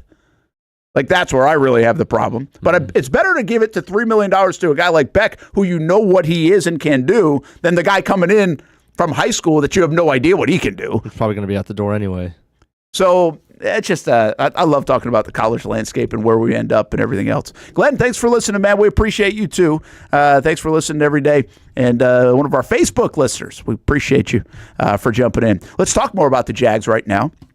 I just didn't want to go like 180 minutes on Jags today. I had to get some basketball talk or something else. I'm not doing Jags every day, all day, 3 hours a day. It's going to be a long process, folks. But I do have I think we have some good conversations here about this process as we continue to microscopically dissect it. Is that a word? Yeah. It's pretty good. Not a baby. I was in trouble for a minute there with that. I didn't know where I was going. You had to find it late. Yeah. Segway game comes back tomorrow, by the way, speaking of that. That's right. Favorite game we've ever played. Well, that's a good one. You gave me all sorts of ideas yesterday or this week on games. Like, we got games flying all over the place over the next few weeks. Stay tuned. I had a great conversation with the Whataburger lady last night. You did? Yeah. Which Whataburger did you go to? Atlantic and Kernan. And what was the conversation? Well, I mean, so we got a minute for this? We've got 180 minutes in a show. Look, on a Whataburger Wednesday, so I went last night. We do I was just up there with a couple buddies, and so this was a unique day because I'm trying to do just almost chicken and rice for almost like 2 weeks, pretty much. That's it. Really? Yes. I'm intrigued. So I'm on this, and a couple of my buddies wanted to go to Whataburger, which on a normal time would be more than like I'd be the first to sign up for that, because I'm there frequently. But so I actually went to another place, got chicken and rice, and brought it in, which is not acceptable. I understand. You're not supposed to do that? Well, it's kind of just, It is a little like faux pas. So the lady comes to bring my brother his meal, and I said, look, I got to let you know, as I'm eating my food from another place, that normally I'm your biggest fan. This is a very, very special occasion. Otherwise, I would be happy to indulge in one of your burgers. And so we talked a little bit, and then she ends up bringing me a Whataburger necklace. And I said, oh, well, little did you know I already have one of these. I have it was the chain? Yes. Put it on. You got it right there, don't you? Oh, yeah. Put the Whataburger turnover chain on. Well, it wasn't this one, the one that she gave me, but yeah, I said, little do you know. We actually have like every piece of merch that you could possibly imagine. Yes, we do. We have a partnership with the show. So she was like, I got to check out the show. So we actually ended up taking a picture together. You did. You should have. We should put her on the show. I should. She have to sign a waiver or something? I don't think so. I don't know. So where did you bring in the chicken and rice from? Fancy Sushi. I just get chicken and rice. And so did she want it? Like, did she take exception to that? Though? No. But I wanted to go out in front. You wanted to acknowledge it. Yes. Yeah, get out in front of it. Yes. Most people don't get out in front of it. The best thing to do is get out in front of it. So that's good. I like that. What? Now you've nice job on the Whataburger Wednesday, by the way. Very good tie-in. You're getting good at this. But why the chicken and rice thing? I'm confused. Well, because I'm on a diet right now too. I've been doing pretty well. I'm on like a 1,600 calorie diet, trying to avoid most sugar. A little casual sugar here or there. A lot of water. Trying to exercise a little bit more. So I've been on like a week. I'm feeling better. And I got a long way to go. But chicken and rice, I like chicken. I like rice. Should I be doing that? Well, I mean, it's not. So it's chicken and rice almost every meal, but I mix in ground beef and I mix in. Of course you do. Turkey. Yeah, ground beef. So it's chicken, rice, ground beef, and then I can do it. So actually, I'm glad Austin's not here for this. But so I wake up around 5:30 or whatever. So on the way to work, somebody was asking me what I eat for breakfast.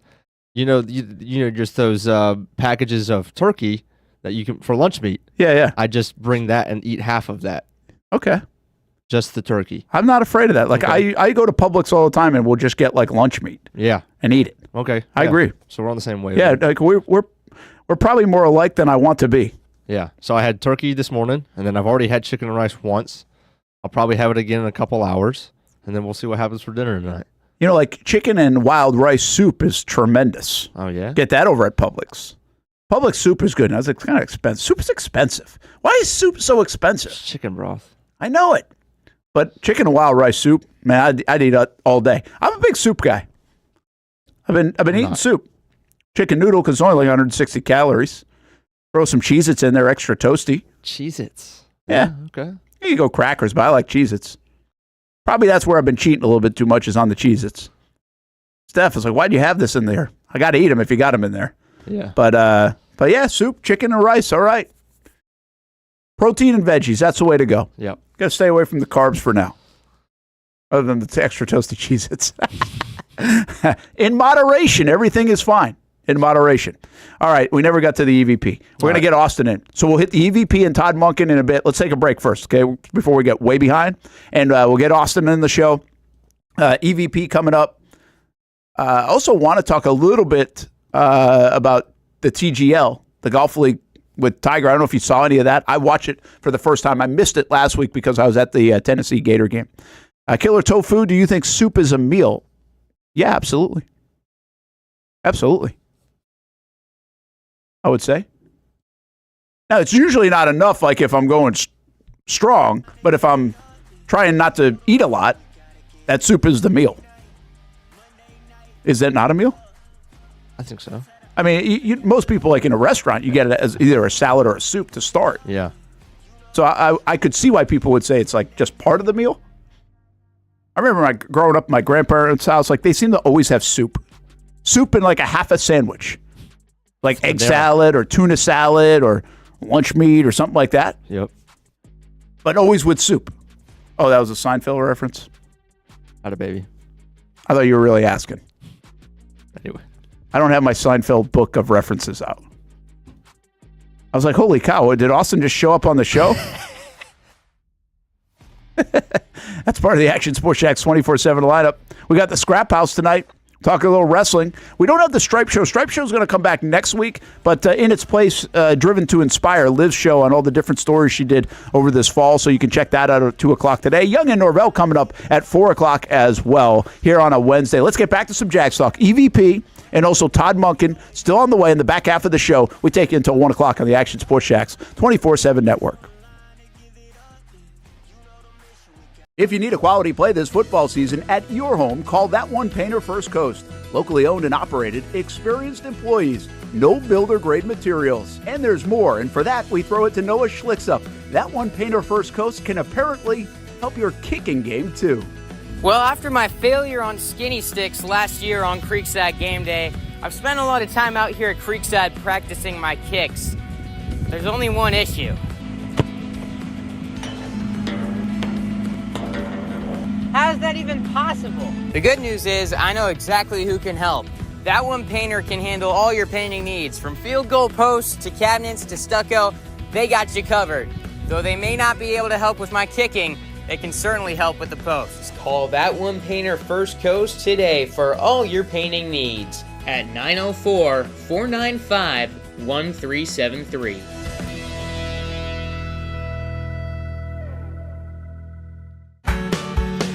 People helping people. It's at the core of what Alive Credit Union is all about, and it's been that way for over 70 years. From the start in 1954 to today, the mission remains to inspire financial wellness and give you a financially fit lifestyle. Alive Credit Union and its employees are committed to not only serving their valued members, but also our community here in Northeast Florida. I had a chance to see that commitment firsthand as Alive partnered with our Action Sports Jax 24/7 team to bring you Armada men's and women's soccer broadcasts. Inside the 18, it is a shot, and it's a goal! Chloe Chivers! And that connection to the community continues with Alive Credit Union's support of the Police Athletic League of Jacksonville. Alive Credit Union's commitment to our community also involves serving the financial needs of all first responders through the recent merger partnership with City and Police Federal Credit Union. Join the community and become a member of Alive Credit Union today. Find out the many ways you can be inspired in financial wellness at alivecu.coop. Burgers or breakfast, you can get it all at Whataburger. Try something new on the menu or an all-time favorite like the Whataburger Patty Melt. And now you can have breakfast here at Whataburger 12 hours a day, 11 p.m. until 11 a.m. Menu items like the bacon taquito, sausage taquito, honey butter chicken biscuit. Whether you work the late night shift, just want a snack early in the morning to get your day started, or a little pick-me-up late in the morning, 12 hours a day, breakfast served, 11 p.m. until 11 a.m. A dozen locations in Jacksonville. You can order pickup or delivery and download the Whataburger app. New rewards members get free Whataburger items when placing their first online order. Just download the app. And for us coffee drinkers, Whataburger has all new hot coffee and iced coffee too. Satisfy that coffee craving at Whataburger 24/7, and it comes in a variety of flavors. Burgers, breakfast, coffee, and so much more. Whataburger, just like you like it. For the game day hustle and every day in between. Juggling my show, Jag Social, to going under the Friday night lights and a social life, it's a daily tournament. But this ride, MVP status.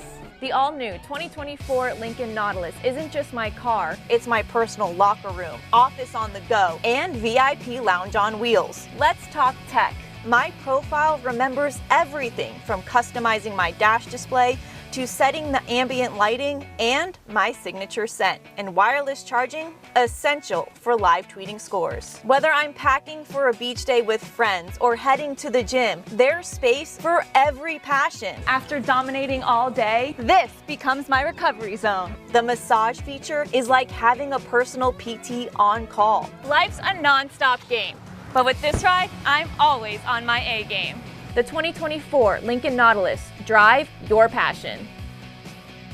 If you don't see a pit, it ain't legit. When you hear that, you think Bono's Pit Barbecue, a staple in Northeast Florida now for 75 years. A place that feels like home with friendly service, a meeting place for friends, family, or business occasions. On the menu, the corn nuggets are a favorite in our house, but there's something for everyone. Sandwiches, platters, salads, sides, desserts, and family feasts. You see Bono's all over the place in Northeast Florida. You know, there are almost 20 locations in the Jacksonville area now, so stop on by, sit down, and dine in with Bono's. You can also take it to go. There are drive-thrus in many of the locations, and they have delivery options too. Just download the Bono's app to make things easy. I signed up for the loyalty program, and you can too, to get special offers. If Jacksonville is home, few things feel more Jacksonville than Bono's Pit Barbecue. Celebrate 75 years and many more to come. Bono's Pit Barbecue. If you don't see a pit, it ain't legit. Welcome back to the Brent and Austen Show, streaming on the Action Sports Jax 24/7 network. Here you go, Brent. Oh, is this it? You did take a picture. Yes. You remember her name? I believe it was Amy. Amy? Yes. All right. Shout out to Amy. Amy was from awesome. Whataburger. Who's the other dude with you? That's my brother. Oh, really? Yep, we don't look anything alike, but that's my brother. Let's see. He's got a little, who's the comedian? McGillis? Shane Gillis? Shane Gillis. Oh, he looks a little gosh. Shane Gillis right there for me. He's going to hate that. What's wrong with that? I mean, he's got a stash like him and everything. That's true. How about this guy? Hey, chat, put that back. Or Austin, does he have a little Shane Gillis look? Did you see that? Did you see that picture? Put it up again, please. Put it up again, please.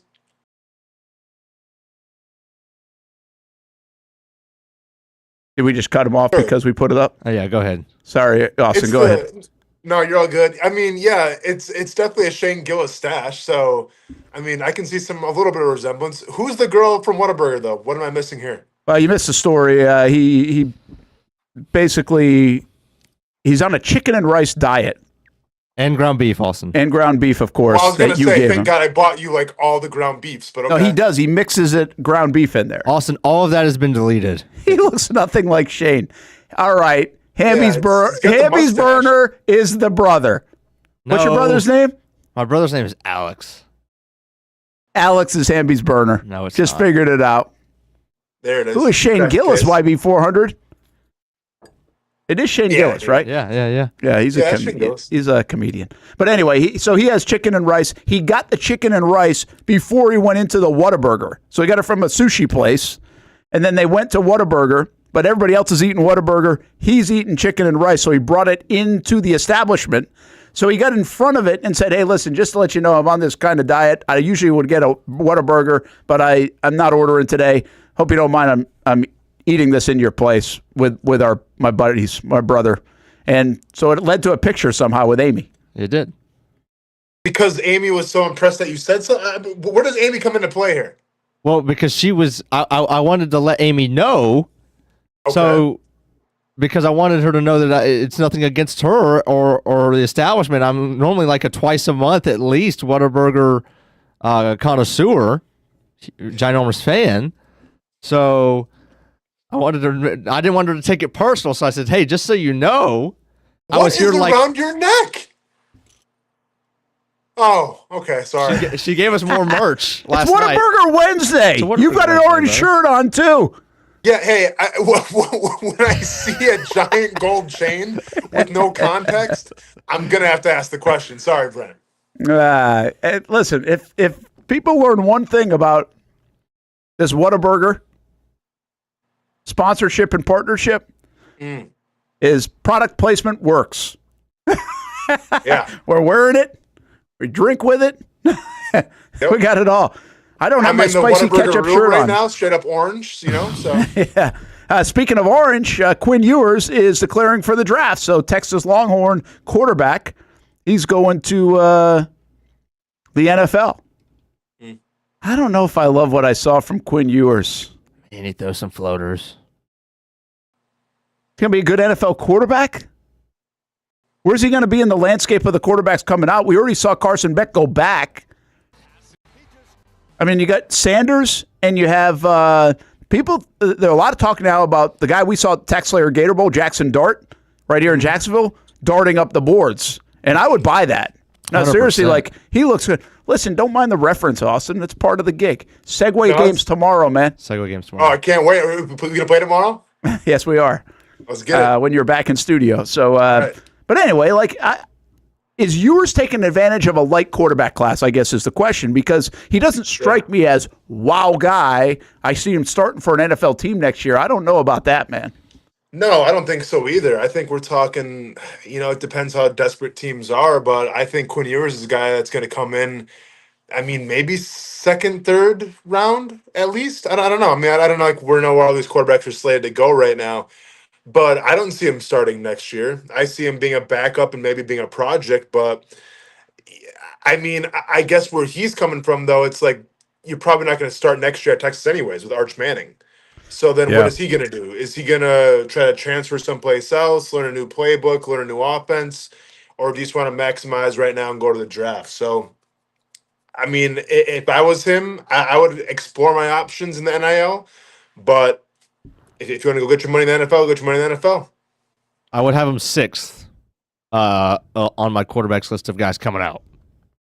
And I'd have Dart 1 above him, or maybe 2 above him. Well, give us the list then if you're going to do that. Well, I don't know, but particular order, truthfully, because I don't know. Cousins. Right. Kirk Cousins' son. I'm just kidding. Shadur, Cam, Ward, and Jalen Milroe were the top 3. Milroe, somebody's going to take a flyer on him. One GM is gonna absolutely love Milroe. Yeah, I get that. So those 3, and then Dart will be 4 for me. I think Will Howard has moved up, and he'll be 5, and then it's yours. Do we think Milroe's going first round? I do. Really? Yeah. I'm not saying that I think he should. But I'm saying a GM is going to love Milroe. He's so dynamic. I thought I saw some reports last week or in the last couple of days, maybe it was on the weekend, that Ewers was getting courted a bit by the Michigan States and Ohio States, even go back to Ohio State. I bet Notre Dame probably reached out. And maybe Notre Dame was in that mix. But for millions of dollars, like, why wouldn't he take that? Because I was of the opinion that if Beck would have gone, then Miami would have been a big player. Probably. It seems like it. Like, it seemed like Miami and Notre Dame were the 2 schools who have that kind of money, who both have quarterbacks that are gone, and who are transfer portal type. They just did it. They just showed you. I mean, Riley Leonard first year at Notre Dame, Cam Ward first year at Miami. Those are the 2 schools that have the money. I thought if I could have seen Ewers at Notre Dame. Yeah, maybe. I don't know. He just doesn't do much. He doesn't do a lot for me. Like, I just said this. I don't think he's starting for an NFL team next year. No. And so if you're not starting for an NFL team next year, no shot. Then why wouldn't you just go back to college and go get a couple $1 million, and increase your stock? That would just be my – like, I think Carson Beck's smart. Carson Beck got hurt. He started to dip anyway a little bit. Go get you $3 million, increase your stock. You can that could be a double whammy win. Yeah. Right? I mean, you got $3 million in hand, and then you might get your first round status back. Because keep in mind, for half the year, he was like the first or second quarterback off the board that people were projecting. Pretty wild. Austen Lane down South Florida. Fight camp continues. Back home for a few days tomorrow. Look forward to seeing you then here on the show and in the studio. Jason Hamby along as well on the Brent Austen Show, Action Sports Jax 24/7. Network, and it's a Whataburger Wednesday here on the show if you haven't noticed just yet. We were a couple of things that we waited for you on. One is Todd Monken. We'll get to Todd Monken in a moment, but I want to get this EVP conversation out of the way. We haven't really talked about it, Austin, right? I mean, we've suggested it. We think it could happen, and here's my very simplistic question that I thought about this morning. When Shad Khan said, he was asked about EVP, And he said something to the effect of, we need more beef on the football side. We are lean there. And I was like, okay, I kind of get what that means. Could be an EVP. And now that I think about it a bit more, a week and change later, I'm like, really, what does that mean? Like, you just talked for an hour about 85 people in the football side of things and doctors and all this other stuff. How are the Jags lean on the football side? Like, what's he talking about? I mean, I just think it comes down to people with that high football IQ to make football decisions. You know, I mean, and once again, we've talked about this before. When it comes to the circle of trust of Shad Khan, it is very few and far between. So what we know right now in terms of people that he's bouncing ideas off of, maybe of the next coach, of the next regime, I mean, we know Trent Baalke's a part of that.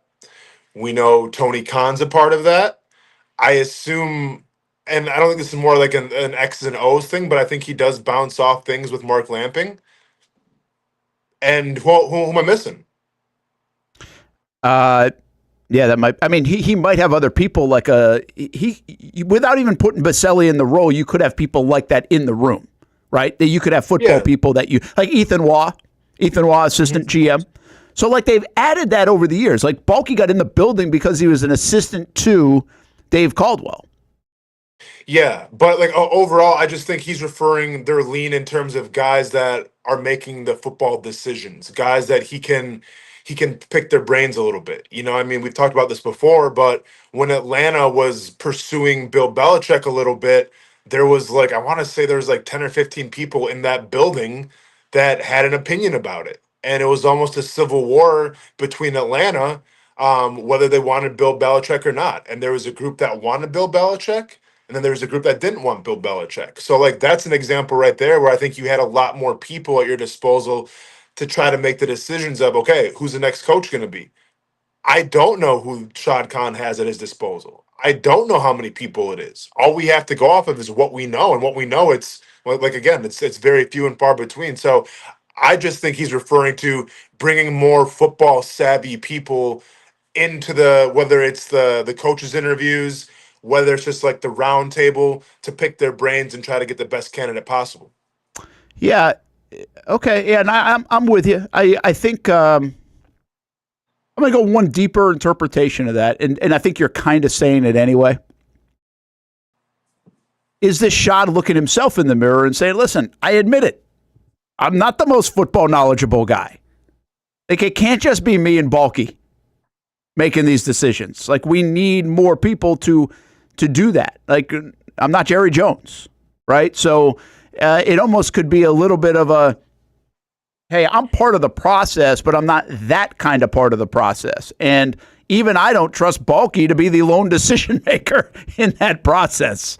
So we all assume that was an answer to a question about EVP. So we assume when you add beef and you're lean or whatever, you add EVP because executive vice president, if you don't know what EVP is. And they've done it before with Tom Coughlin. Now, what's really interesting about this to me is, will they do it the same as Tom Coughlin?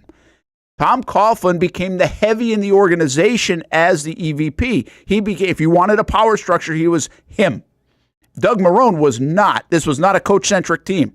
Marrone was underneath him, and we obviously know Caldwell might have been third on that chain of command, but definitely number two behind Tom Coughlin. We just got, I think it was Colin who said something in the chat, like, what if Baalke became the EVP and the Jags hire a GM with a new coach? Hadn't really thought about that scenario. I would doubt that scenario exists. That would be pretty wild. Like, let's just say, for instance, Baalke EVP, Ethan Waugh general manager, Liam Coen head coach. I'm all good. Yeah. I'm all set. I think if you want to piss people off even more, make that happen. Yeah. I mean, what it comes down to, like, listen, I think what Shad Khan's referring to, and you alluded on this a little bit, he has to bring in people that have the best interest for this organization. Because Trent Baalke, say what you want about him, does he have the best interest for this organization of the Jacksonville Jaguars? I don't think so. I think Trent Baalke has his interest in himself because he knows whoever the next head coach is going to be monumental in terms of if he's keeping a job or not. So when you have that narrative out there, like, are you going to get the best candidate or are you going to get the best candidate that Trent Baalke wants because then his job is safe? So that's what I think Shad Khan means by, getting some more fat on the bone is getting some more people that have ties to Jacksonville that want to see Jacksonville successful. Yeah. So let's dance around the EVP a little bit more then. I have written about the idea of Tony Boselli. Everybody's on the Tony Boselli train now. Not to say I was leading the charge. I'm just saying everybody is on the train. Gene Fournette wrote about it a couple weeks ago or last weekend or something. It's been bantered around for a while. Again, like this is not like it's not that last year. Yeah, I mean it's more than last year because it almost came to fruition the last cycle. Like he was in the mix to be the EVP 3 years ago. Mm-hmm. So like that's when it really started. And then they said, no, we're not going to do it. I think we get carried away with the EVP title, Austin. If I was hiring Tony Boselli, I probably wouldn't name him EVP. I would name him something different that didn't feel like something you can fire. Okay, I think that's an important part of this. If I'm hiring Tony Boselli in some role within the organization, and I think it's warranted, I think it's needed, I don't want to fire him in 3 years. So I got to put him in a spot, much like they did with Spielman, where they kind of moved his title around a little bit. It didn't feel like he was... See, we have EVP Tom Coughlin in mind. Well, they fired him. So if you have EVP, like you're the guy in charge of it all, you could eventually get fired. So I think there's more to that position than what Tom Coughlin was doing, so to speak. But go ahead. Shouldn't there be accountability, though? Oh, you can have accountability. That's fine. But I think he's more. That's why you got to define it. But don't you like? I envision it, and this is just me. But my vision of if the Jags have an EVP is different than what I thought Tom Coughlin was. Okay. And the reason I say that is, again, I mean, genuinely go back to how I set this up. I think the Spielman stuff, I think that kind of protection of your organization, the liaison between Shad and everybody else, the guy that can kind of take a step back and see, the guy that doesn't have full ego involved. I think that's where that Tony role comes in. Again, I'll name it the Tony role rather than the EVP. See, Coughlin, I didn't look at him like that. Coughlin, I didn't say, oh, he needs somebody to talk to Shad every day, or he needs who's looking at. Now, Coughlin might have done some of that, but I think Coughlin was more of a power structure setup. Like he was in charge of running everything in the organization. Don't we already know that the next coach in here is going to be the guy that's more running the organization? You know what I mean? No, without a doubt. But like, say, I guess what I'm trying to say is this, like, Coughlin was in a role where he had all the power, he had all the chips, right? And then when it went bad, well, you had to make an example of him because he had all the power and the power didn't work out, right? You had one good season, players started to rebel. It is what it is. Unfortunately, Tom Coughlin was terminated.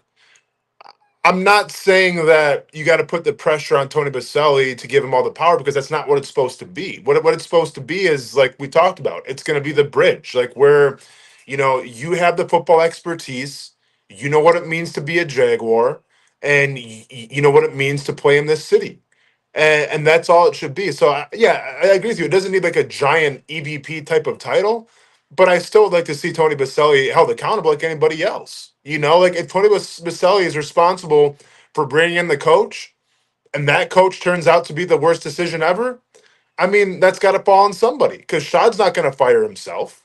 So then what are we talking about? So regardless of what you want to call the title, and I think Tony would be a fantastic EVP or whatever title you want to throw at him. But I think just like anybody else in that building, there's got to be some sort of responsibility in doing your job correctly. Well, absolutely, but not everybody gets fired in the building. Shad doesn't get fired. Tony Khan doesn't get fired. I think you can make it a situation where Tony Boselli doesn't necessarily get fired if you want a coach-centric situation. Doesn't mean accountability. Listen, Shad should take accountability. Tony Khan, take accountability. Tony Baselli can take accountability. I just would put him in a spot where if you're coach-centric, then they're not running the roost anyway. So I maybe it's just semantics there. But here's really why I got on this today. And let's just wrap with this part. Because EVP, it's kind of a confusing element. We think they might do it, but when will they do it? And what I was thinking about today, Austen, is, well, wouldn't you want this guy in place to help hire the coach? Correct. But that that's also really the was, only reason. Is the coach going to hire the EVP as well?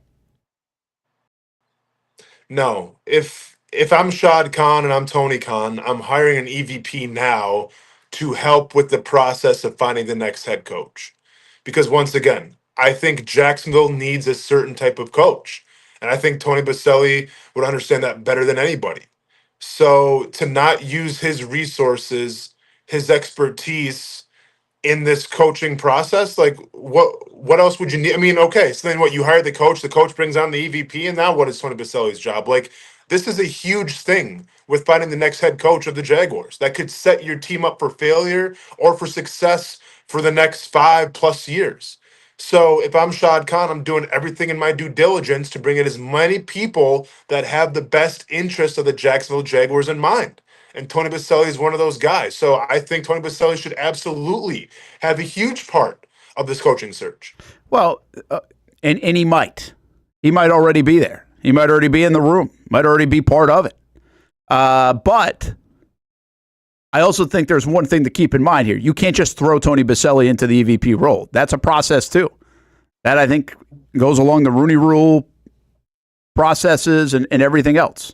So I think you still have due diligence to do. But this goes back a little bit to my thought coming out of the Detroit game, the end of the season stuff, where if you were going to move on Trent Baalke, which obviously they didn't, I thought they could have fired Trent Baalke at any time in the month of December, put the EVP, go find your EVP, do that process.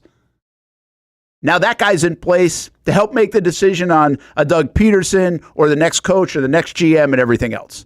And they just haven't done it that way. Like, to me, they're doing it backwards of what I feel like you would have done in an EVP kind of situation, which lends me to think that they're going to put the last domino to fall here is actually going to be the executive vice president at some point. And the last time they did that was just a few years ago, and they got to like almost the finish line, from what I understand.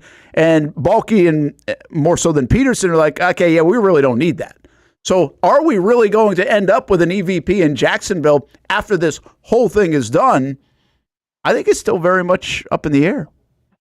Yeah, I mean, and if that's the case, then I think you're doing it wrong. Now, once again, maybe we don't know. Like, I'm just going based off of what I know. And right now there's no EVP. Now, is Tony Baselli in that building giving Shad Khan some advice? I would hope so. I would hope that Shad Khan would lend his ear to Tony Baselli and take some of the things he has to say in terms of this coaching process. But honestly, man, like, and we can sit here and say there's this some grand vision of what's going to happen with this coaching search. I don't think there is one, because if there was some sort of vision, you'd have been interviewing EVPs by now. You would have abided by the Rooney Rule, and we'd be talking about, okay, we got our EVP now, either this week or next week. But I don't hear anybody about getting interviewed for an EVP role. I don't hear anybody about with the Rooney Rule, auditioning for an EVP. All we hear of, okay, coaches coming in, a couple coaches coming out, and that's about it. And all we know is Trent Baalke might be here, Trent Baalke might not be here. Like, that's all we know. So I'm not sure if there's really a great plan in place. Maybe the whole master plan will present itself when there's a new coach hired and an EVP maybe gets hired. But all I have to go off of right now is just, let's just kind of see what happens. Yeah, let's hope it's better than that. I think what it tells you are three different things could happen. One, this is so coach-centric that person is even going to have insight on what that EVP, et cetera, even looks like. Are they going to have one? Who is it going to be? Blah, blah, blah. I think the other thing is we just don't have one. We don't get to one. Like, this falls like 2022 and you just don't get to one. Or the other scenario, which I think is, as right now I think I'm voting for, is that it's, if you go back and listen to that comment again, I think it was asked in the context of EVP, but it doesn't necessarily mean you have to call it EVP. So I really think there's a decent chance Tony Boselli is a part of this organization, but his title might not be EVP. What does that look like? Everything else, I don't know. And I don't even know any of this. I'm just trying to make some logic out of it. I wonder if Shad won't name an EVP, so to speak, because of what I said about Coughlin, where it looks like that means they're in charge of everything. That's not what he wants. He wants the coach in charge of most everything in that building. So then you, president of football operations, whatever you name the title, feels different than EVP. And to me, that would be okay. Like, I'm okay with that.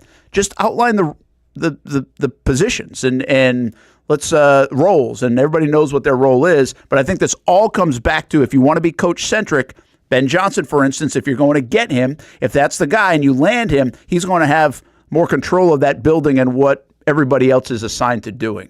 We'll see. We have no idea. To your point, Austin, we don't know. Let's hope there's more vision than we just don't know. But I do think you can have a few different visions and scenarios based on who you get. I think Ben Johnson being the guy makes everything else look a little bit different than Robert Saleh being the guy, in my view of this, as we're going through it in real time. Take a time out. Brent Austen Show here on the Action Sports Jax 24/7 network. When we come back, Todd Monken. Is Austen Lane a big fan of Todd Monken? Jason Hamby sure is. Helped him raise the hardware there in Athens, Georgia. What does Todd Monken bring to the table? How significant and realistic is he as a coaching candidate for the Jacksonville Jaguars? Let's talk about the Ravens OC when we come back here on a Whataburger Wednesday on the Action Sports Jax 24/7 network. And by the way, don't forget, you can get more of the Tony Boselli structure of the Jags organization with an article I wrote. ActionNewsJax.com is the place to go if you want to read all about it and what should happen for the Jacksonville Jaguars.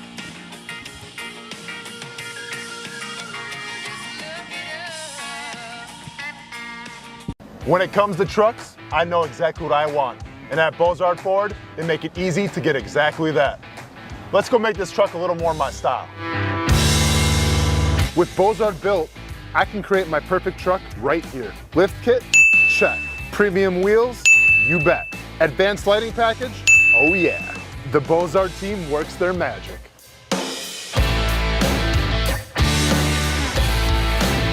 From bumper to tailgate, I'm making this truck mine. It's everything that I wanted and more. From the field to the gym to weekend adventures. This truck's built for my journey.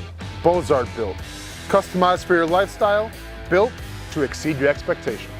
Check out the inventory and available options at bozardbuilt.com. Unleash your dream ride. Customized, covered, and Bozard approved. When it's time to get a new car for anyone in your family, just remember, nobody but Nimnick, the #1 Buick GMC dealer in Jacksonville. Get the latest price breaks on 2023 and 2024 models or the newest 2025 vehicles in the showroom on Phillips Highway or shop online at nimnickbuickgmc.com 24 hours a day. GMC Sierras, Yukons, and the redesigned Acadias, or get the all-new redesigned line with Buicks. It's nobody but Nimnick, and part of the reason why is this is a first-class buying experience here at Nimnick Buick GMC. You're not just a customer, you're a friend. This is about getting a vehicle that best fits you and getting you on the road, and also helping you and your family down the road. Nimnick has a treating you right guarantee, courtesy, respect, fairness, and most Buicks, GMCs, and Jacksonville's only Car Bravo dealer, nobody but Nimnick. Who has put in the most years and stands behind a better experience? Nobody but Nimnick. GMC, we are professional grade.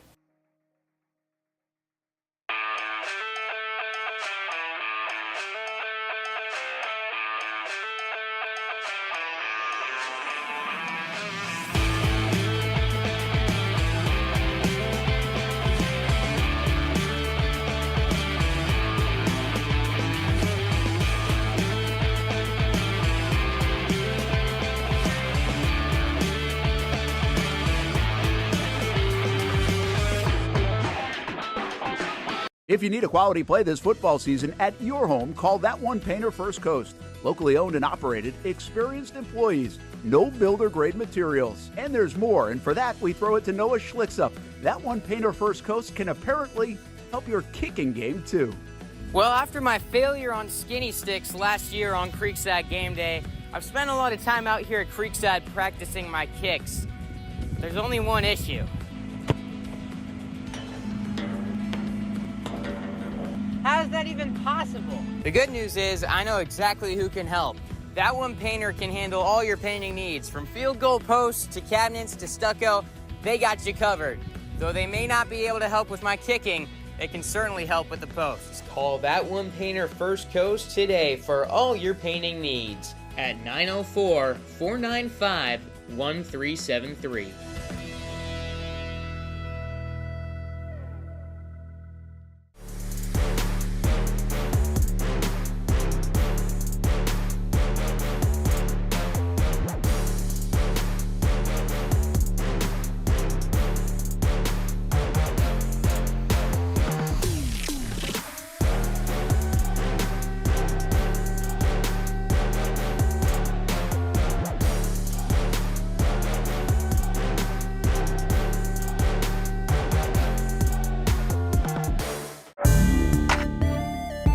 2024 provided plenty of memorable moments for the Jacksonville Armada on the pitch, including another conference championship game appearance for Tommy Krasanovich's under-23 men's team. Is it in the dying moments? Debuting this year for the first time, the girls in blue, as the Armada fielded a women's under-23 side in the WPSL and made its presence known with some highlight moments. Potential goal of the season. Then attention turned to the future, with MLS Next teams representing the Armada badge in 3 age divisions this fall, including an under-19 squad ranking among the best in the state. Those teams are a big focus on Fleet and Footy, covering the big soccer stories each week on the Action Sports Jax 24/7 network. I'll put one in the back of the net for you. Join us for player profiles, fun interviews, and the very latest on the Fleet and all things footy. That's every Thursday at 2 p.m. Welcome back to the Brent and Austen Show, streaming on the Action Sports Jax 24/7 network. All right, here's Todd Monken, the Jaguars' former wide receiver coach, who has now been around football for a long time, and his resume just keeps getting better and better. If you don't know much about Todd Monken, good dude too. I mean, it's been a while now. But over the years, talked to him here or there, and just great to see him doing very well at Georgia and Baltimore these last few years, especially.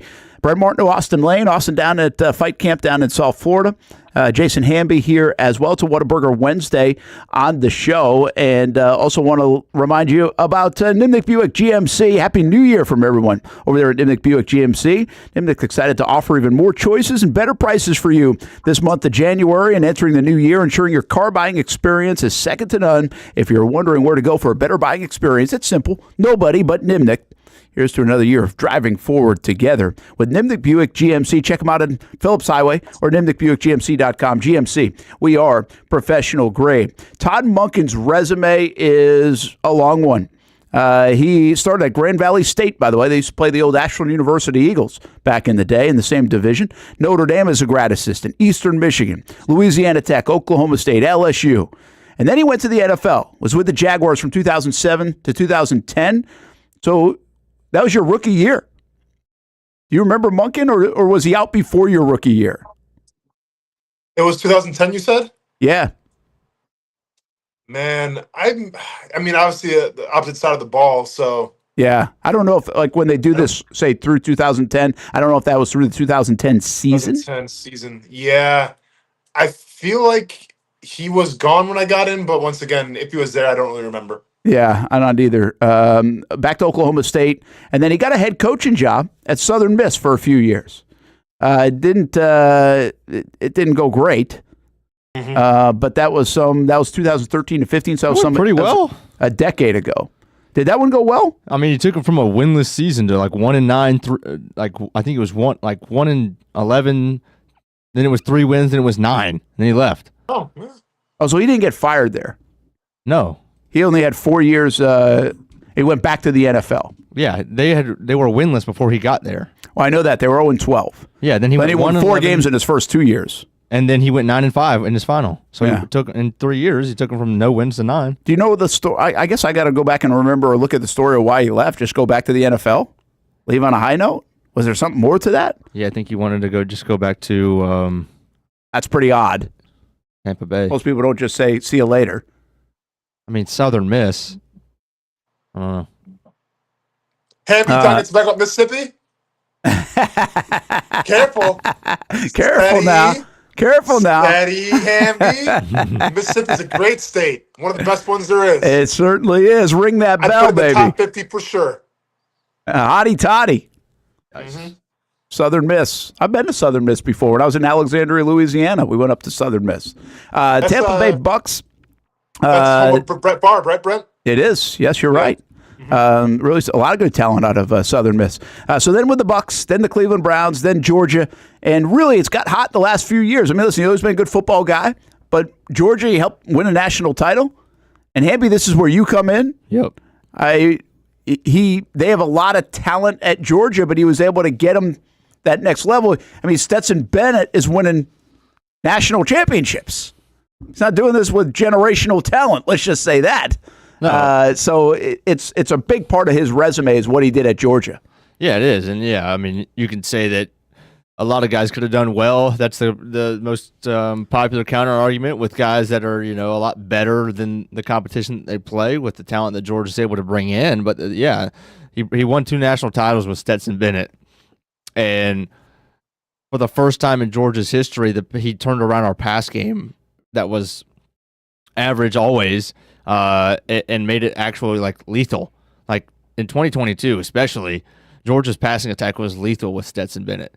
Look no further than the playoff and then the championship when we won 63-7 over TCU.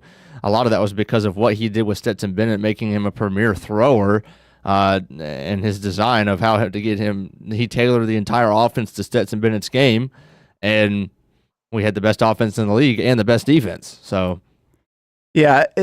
Then he goes to obviously Baltimore. Look what they're doing the last couple of years, right? I mean, really, the resume of Todd Monken, it's a deep one. It's a long one, but it's really the last 4 years, Austin. And it's, it's kind of like, it feels a little bit like these young coordinators in the sense that the last 4 years is what everybody's looking at. Everybody's honed in on. And so to that, it's like Ben Johnson. Well, look at the last 2 years. Liam Coen, look what he's done the last year or whatever. Look what he did with Will Levis at Kentucky. And Brady, now look what he's done the last year and a half. The older guys, you usually look at the whole thing. But it kind of feels like Monken, you're looking at him as almost like one of these young hotshot offensive coordinators. You are. Obviously, it has to do with Lamar Jackson now, too, and I get like Lamar may not win the MVP this year, but he's probably having his best season overall, hands down. And a lot of that has to do with Todd Monken, in terms of getting the very best out of an already very good Lamar Jackson, but taking him past the plateau and going to even a new level that I think people didn't think Jackson could get to. I mean, now this guy, if he wants to stand in the pocket and deliver, he can do that. Back in the past, Lamar Jackson was, all right, let me go ahead and run around and try to create stuff. But now Monken has tailored this offense so much where, all right, you're going to try to stop Derrick Henry, crowd the box. Sounds good. We got Zay Flowers. We got Mark Andrews can beat you over the top. So I think it is kind of the offensive genius that we've seen this year with the Baltimore Ravens. And yes, they have great players themselves. Derrick Henry helps that out. So you can't knock the fact that Todd Monken is getting the very best out of Lamar Jackson. I think the biggest red flag for me is that for as long as he's been in the game of football and coached it, at a very high level, he's never been a head coach set aside from his time at Southern Miss. And while we get in the habit of, taking these coordinators and saying, all right, what have they done the past couple of years? I think a guy like Monken, you got to take in totality because he's been around for so long and ask the question, why has he been elevated to more head coaching roles? Yeah. That's, I guess that's what they got to find out, right? I mean, there's a little bit of that they got to find out. I would say this, though, and I don't know if this is true or not. I think age comes into play here. We just had a 56-year-old head coach with Doug Pederson. Right now, the move in the league has been on the offensive side of the ball to go get the younger guy. I think if Todd Monken was 42 years old or 38 years old I think people would be clamoring for him just as much as they're clamoring for the Ben Johnsons and maybe the Liam Coens and maybe the Joe Bradys of the world. Agree or disagree? I think it has something to do with it. Yeah.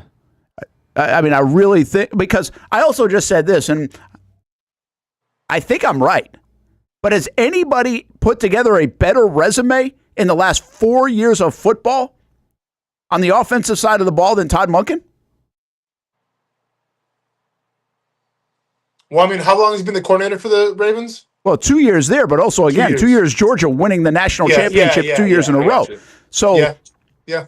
I mean, I Ben Johnson for the last 2 years been great, but I'm talking if you go back 4 years now, these last 4 years of coaching football and seasons, and I understand that 2 of them have been at the college ranks, but I don't know if you can find a better resume the last 4 years, and that's where my mind goes like, okay, but it's 58.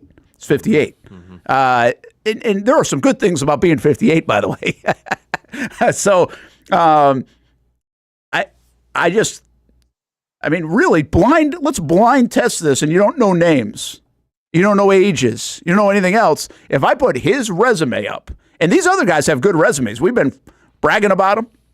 We're just talking about the offensive side of the ball and the candidates. There's a lot of great things to like.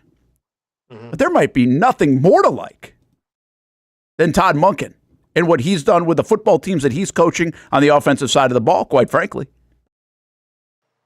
Yeah, that's fair. No, look, because especially to be able to do it at 2 spots as well. Because as much as we give Coen props for turning around Kentucky, and he deserves it for making Levis look like a first-rounder, and he deserves it, at the same time, he was there for a year. I mean, a year, 2 different stints. But it doesn't compare to the success that Monken's got when he was there for 2 years. They won 2 national titles, right? Joe Brady is at LSU for 1 year, right? So how much does he really impact in a year? Well, Coen's still in Tampa Bay. He's been there for 1 year building off of somebody else. Has improved it dramatically even since then. But the question is... Go ahead, Hamby. Sorry. Real quick, just Lamar, everybody knew he was great, right? 2 years ago. He's better than ever, and he's throwing the football better than ever. There's more aspects to his game. He's taking receivers like Rashad Bateman and Zay Flowers and other guys like this and making them like actual threats, whereas before Rashad Bateman was out there getting cardio and just Lamar wouldn't throw him the football because he wasn't reliable. And it was Mark Andrews and nothing else. That was the passing game of Baltimore. Well, now they have multiple receivers that can hurt you in a lot of different ways, and that's what Monken does. He finds a lot of ways to get his athletes in best positions to be successful and spreads that out all over the field and really makes it tough on defenses. And why is Lamar having the best year of his career? Right, it should probably go to Monken. Well, I'll let you talk, Austen, in a minute. Let me just throw this in on that. If he elevates, see, what I would find interesting, and we might not know this until the end of the cycle, right? And there might already be people in place. I would find the part about Monken pretty interesting is that he went to Georgia where, they got good players. They're already having success.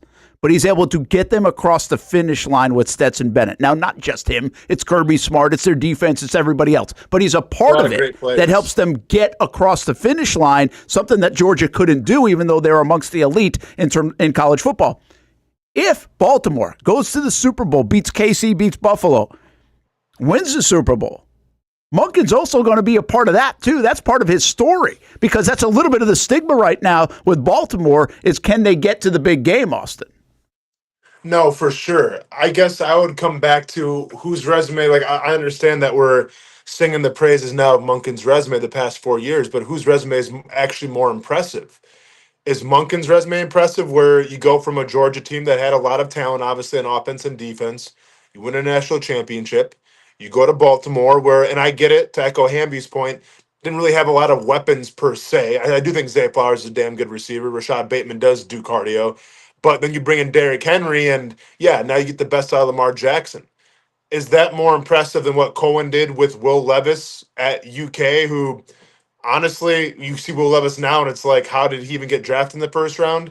And then you see what Coen has done now with Baker Mayfield and an offense that was hampered a little bit with injuries. Like, in your guys' opinions, which resume is actually more legit? Is it the resume of coaching the Georgia Bulldogs and the Baltimore Ravens, or is it the resume that has Will Levis in it and then the Tampa Bay Buccaneers of Baker Mayfield? Close.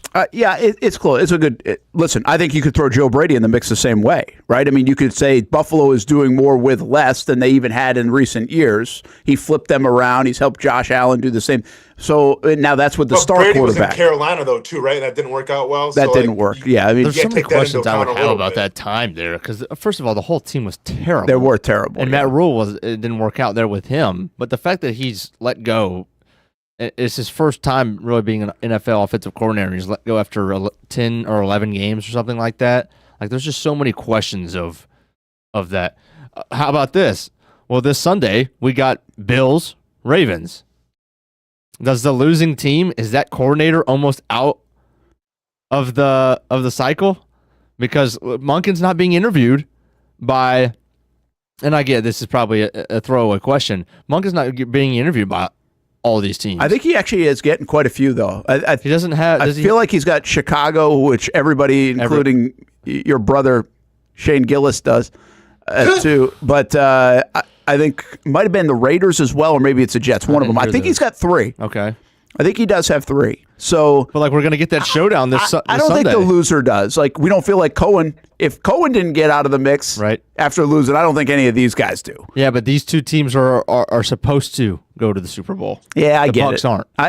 I would be surprised. And by the way, I think that view is so short-sighted, even more so than my Sam Darnold conversation. Like we should not be in that conversation. If one of these teams looks bad and gets shut out or has 3 points, it should not stop you from wanting to interview them and be the coach. You don't wipe away the resume of how we got here because of one game in the playoffs. I don't think. But we're also elevating Todd Monken because he won a national championship at Georgia, which he deserved. Like that accolade deserves to follow him. So if we're going to celebrate the championships, we should probably also take into consideration, all right, well, how'd you do in the playoffs? Well, it's fine. It's just that, like, don't cross him off the board because of one game. That's silly. It's just a silly thing. I mean, he's still going to come in and interview and do all those things. I mean, Austin, you're not in your right mind. You're not going to make a decision off of one Sunday afternoon. No, but I'm not going to make a decision off of one game, correct. But I take stuff into account. That's fine. Listen, look at it like this. If Doug Pederson wouldn't have beat Bill Belichick in the Super Bowl, would we have been really that excited to have Doug Pederson come here like we were? No, of course not. Of course not. What's one game, though? Yeah, that's like, yeah, it's a good point. But I'm trying to play it from the opposite side. Like, would I have fired Doug Pederson if he didn't win the Super Bowl against Belichick? No. No. Like, so, and I'm not saying I would have ruled him out anyway. He did get to the Super Bowl. It's a good question. Like, this goes back to your question last year, or no, a couple weeks ago, or your statement, which kind of stunned me, and I find fascinating about the human psyche. Is that you say if Doug had gone to the playoffs last year, won one football game, beat Tennessee, beat Cincy, beat whoever, gone to the playoffs, I think you think he would still be the coach. Correct. Yeah, which is wild to me. I'm not so sure of that, but I get it. Like, I get it. So, again, these guys are going to interview no matter what. Somebody's going to lose. Like, if Ben Johnson loses, is he no longer the top guy? I mean, doesn't it kind of matter what it looks like if you lose or not?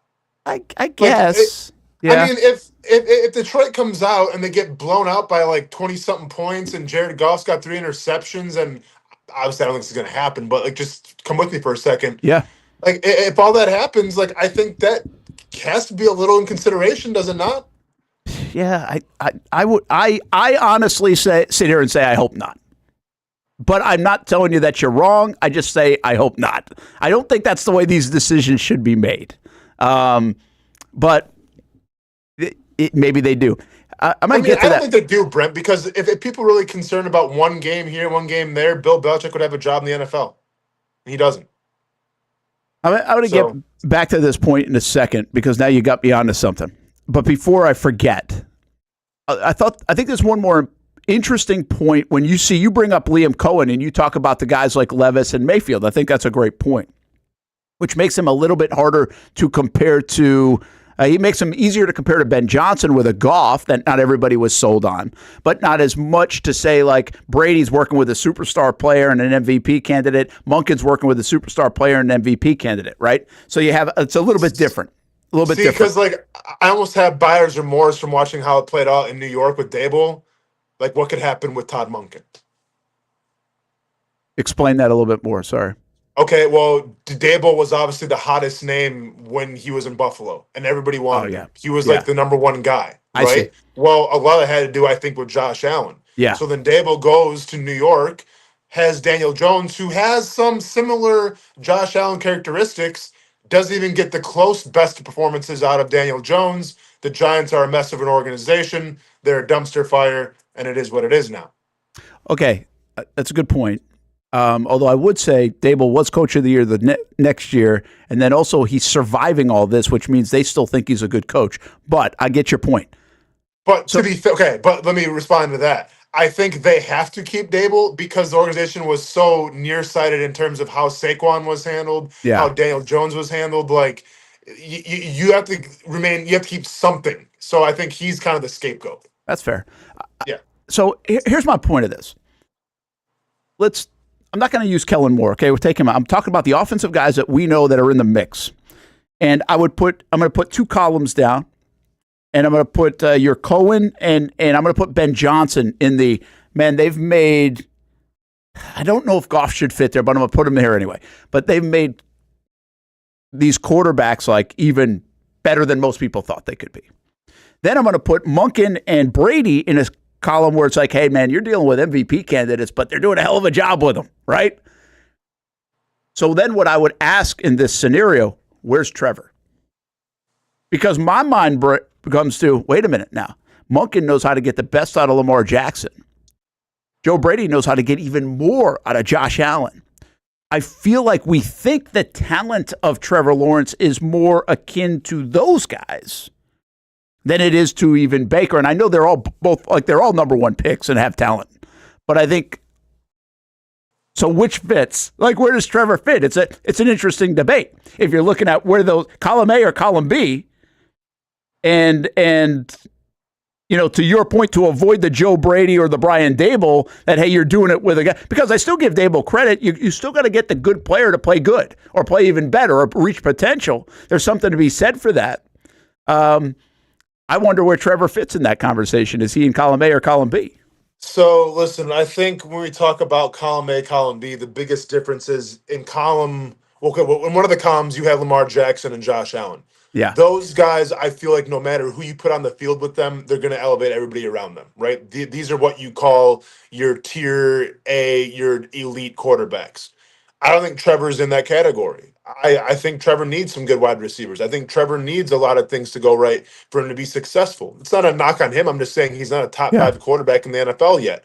Yep. So I lean towards more of Coen and say, well, hell, if Coen can get this good play out of Baker Mayfield, and I think Trevor Lawrence is, you know, in terms of talent-wise, steps ahead of Baker Mayfield, well, then what can Coen do with Trevor Lawrence?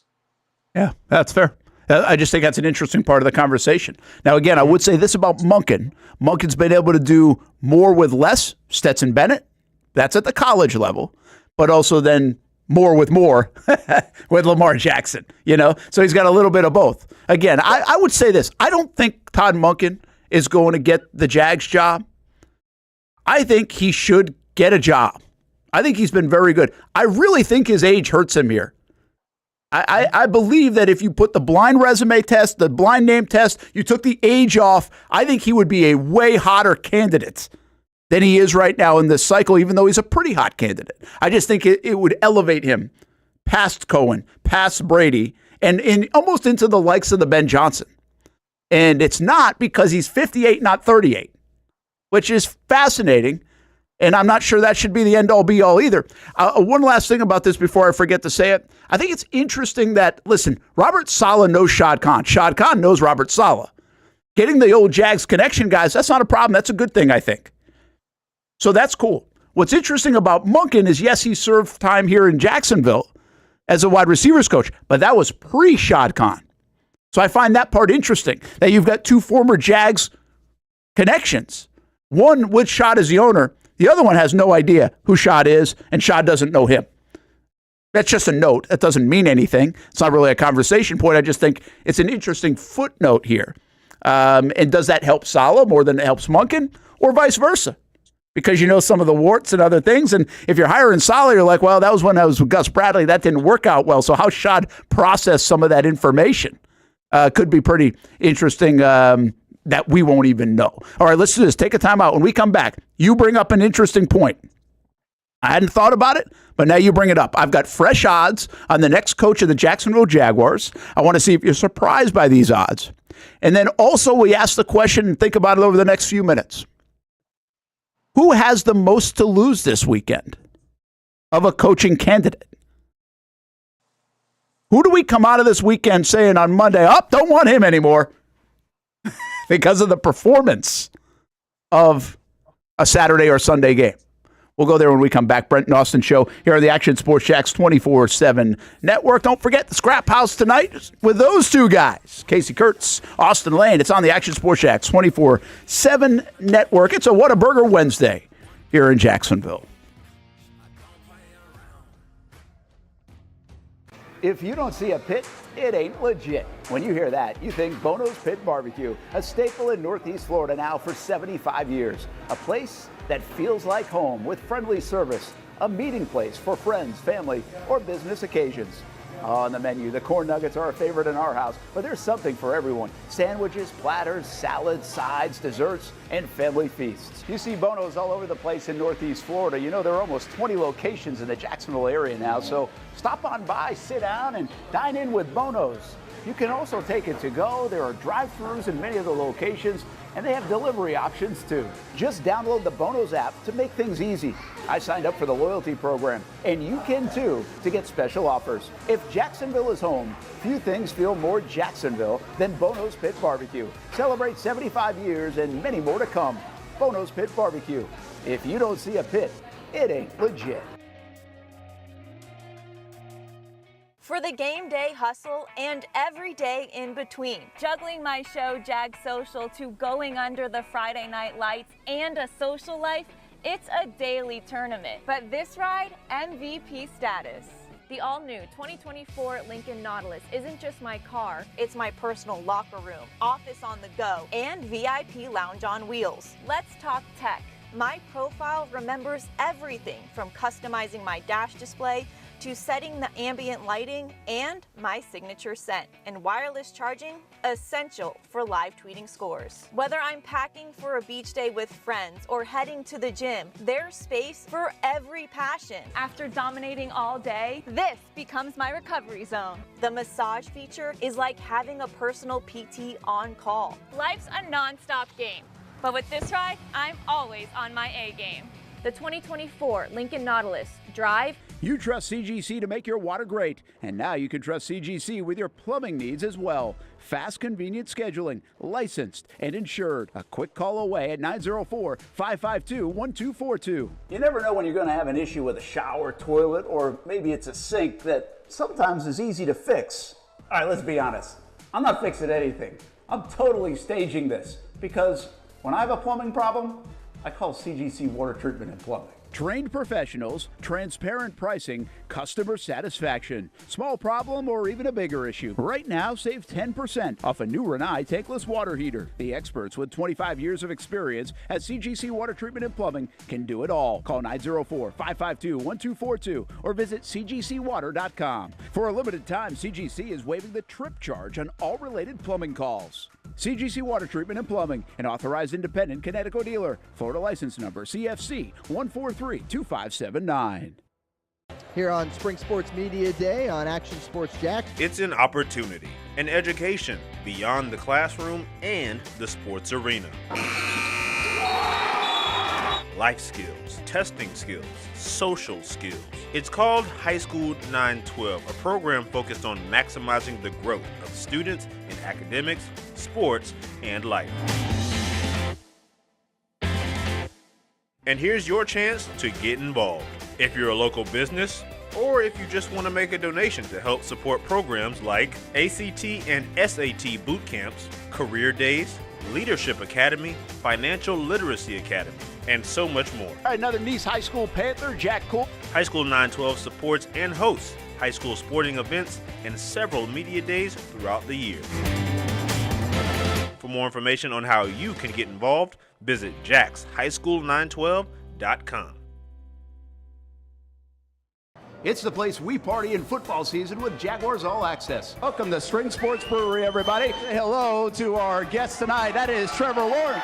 You can bring your party or event to String Sports Brewery in Springfield any day and any time. Rehearsal dinners, corporate events, birthdays. Here at Strings, you can enjoy the inside area and the outside area. Good for any weather, good for any occasion. Watch the games, play the games, shoot some hoops. Beer? Yeah, they have that. Plenty of choices. And sure, this is a brewery, but Strings is also a restaurant, and the food is fantastic. A full menu made from scratch meals. And if you need String Sports Brewery to help with a party at your place, they cater too.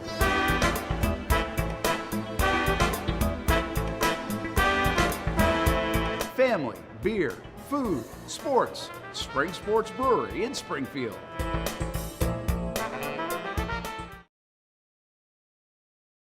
Welcome back to the Brent and Austen Show, streaming on the Action Sports Jax 24/7 network. Liam Coen. Could he be the guy? I really think Liam Coen's going to be the guy. No idea. I have no idea. No idea who's going to be the guy. All right? You let everybody else tell you they think they know, and I don't know. I'm just going to tell you right now, I have no idea who's going to be the next head coach of the Jacksonville Jaguars. Well, let everybody else say, I think it's leaning this way. No, it ain't. What does Vegas think? Oh, glad you asked. I got this from bookies.com, apparently. Sounds legit. We'll give them a shout out. I should just do my own odds. What can we name it? Bro, if you put your own odds out. Brent's book? I mean, come on, man. It writes itself. Golly. Yeah, I don't know if I want. I think we got to be a little more incognito is my point. You'd go viral on Twitter if you put out a good, fresh new odds to be the Jacksonville. Oh, my gosh. You could literally do it. I got to do this. All right. So, but it can't be Brent's book. Like, it can't be like that obvious. How about we call it Fly on the Wall? I just liked the whole Fly on the Wall segment earlier this week. That was a good segment. Oh, okay. Gotcha. Got it. Okay. Yep. I got you. You didn't like that? Well, I didn't, because I didn't get it. But then I remember we talked about last. Okay. I got it. I mean, I like Brent's book, man, to take some responsibility, Brent. Burger Bookie. Burger Bookie. Best odds to eat a burger. Rubber baby buggy bumper bookies. By the way, yeah, I mean, let's just. By the way, we would have. You go into Whataburger, and a guy sitting there eating chicken and rice. What are the odds? Hey, I can't believe you do that disrespectful. By the way, like we didn't even talk about that. Who does that? I know. Eat in the parking lot. Eat in the parking lot. That's right. It's not a cafeteria. It's a place of business. People. Is there a place in Jacksonville that people do just like eat in the parking lot? You know, like I'm thinking like kids, like high school or college age kids, and it's a summer night or whatever else, but you're not going in the restaurant. Like what Sonic used to be? Sonic kind of has that feel, but it's still, the way I'm a big fan is I like Sonic. All right, so senior year up at the old Providence, it's for senior lunch. That was the only day that you got an hour and a half to go off campus and eat. Right? So Ruth a lot Chris, of probably some Ruth Chris for all the Providence kids. Right. So, well, all of my friends, they like to go to like more expensive places. Ruth Chris, yep. And and I was, Providence Stallions. I was working. I was paying for my meals and all that stuff. Anything that wasn't home dinner. So everybody else would go. I'd go get a $5 pie at Little Caesars and just eat it in the parking lot and watch highlights or anything like that for an hour and a half and just not go and then meet up with them back at school for fifth period. I love it, man. It's dedication, Hamby. That was my senior year. That or a Wendy's 4 for $4. That was my budget back in the day. That's always good, man. Can live off that fast food. But I don't know, like, I'm sure by the beach you got places, but the people just, you know what I'm thinking? Like, you guys can vision what I'm thinking about, right? Yeah. Kinda. I It mean, exists. yeah, like trying to eat in your car. Like there's like I'm thinking right now, and I get this a little bit different. There's an ice cream place, Sunshine Creamery, in back home in Rumford, Rhode Island, where I'm from, and they give you more freaking ice cream than it's the greatest, right? I mean, it's like huge, but like that's where you go. Obviously, ice cream is one of those things. You sit in the car, you open up the tailgate or whatever, and just sit there and eat it, or you can go to the tables. I like. There's not an element of this. Like at a barbecue place anywhere, not like Bono's, like that wouldn't be it. But is there like just like a little shack barbecue place in town or something like that where you're just gonna hit in that gravel parking lot and have it on the tailgate of your car or something like that? I don't know. Like I feel like it's a lost art. I feel like Jacksonville should have a lot of those places. I feel like Brewster's ice cream is like that. But it's such great weather where like you'd want to eat outside, so like picnic tables, things like that. Yeah. I think we need to create one.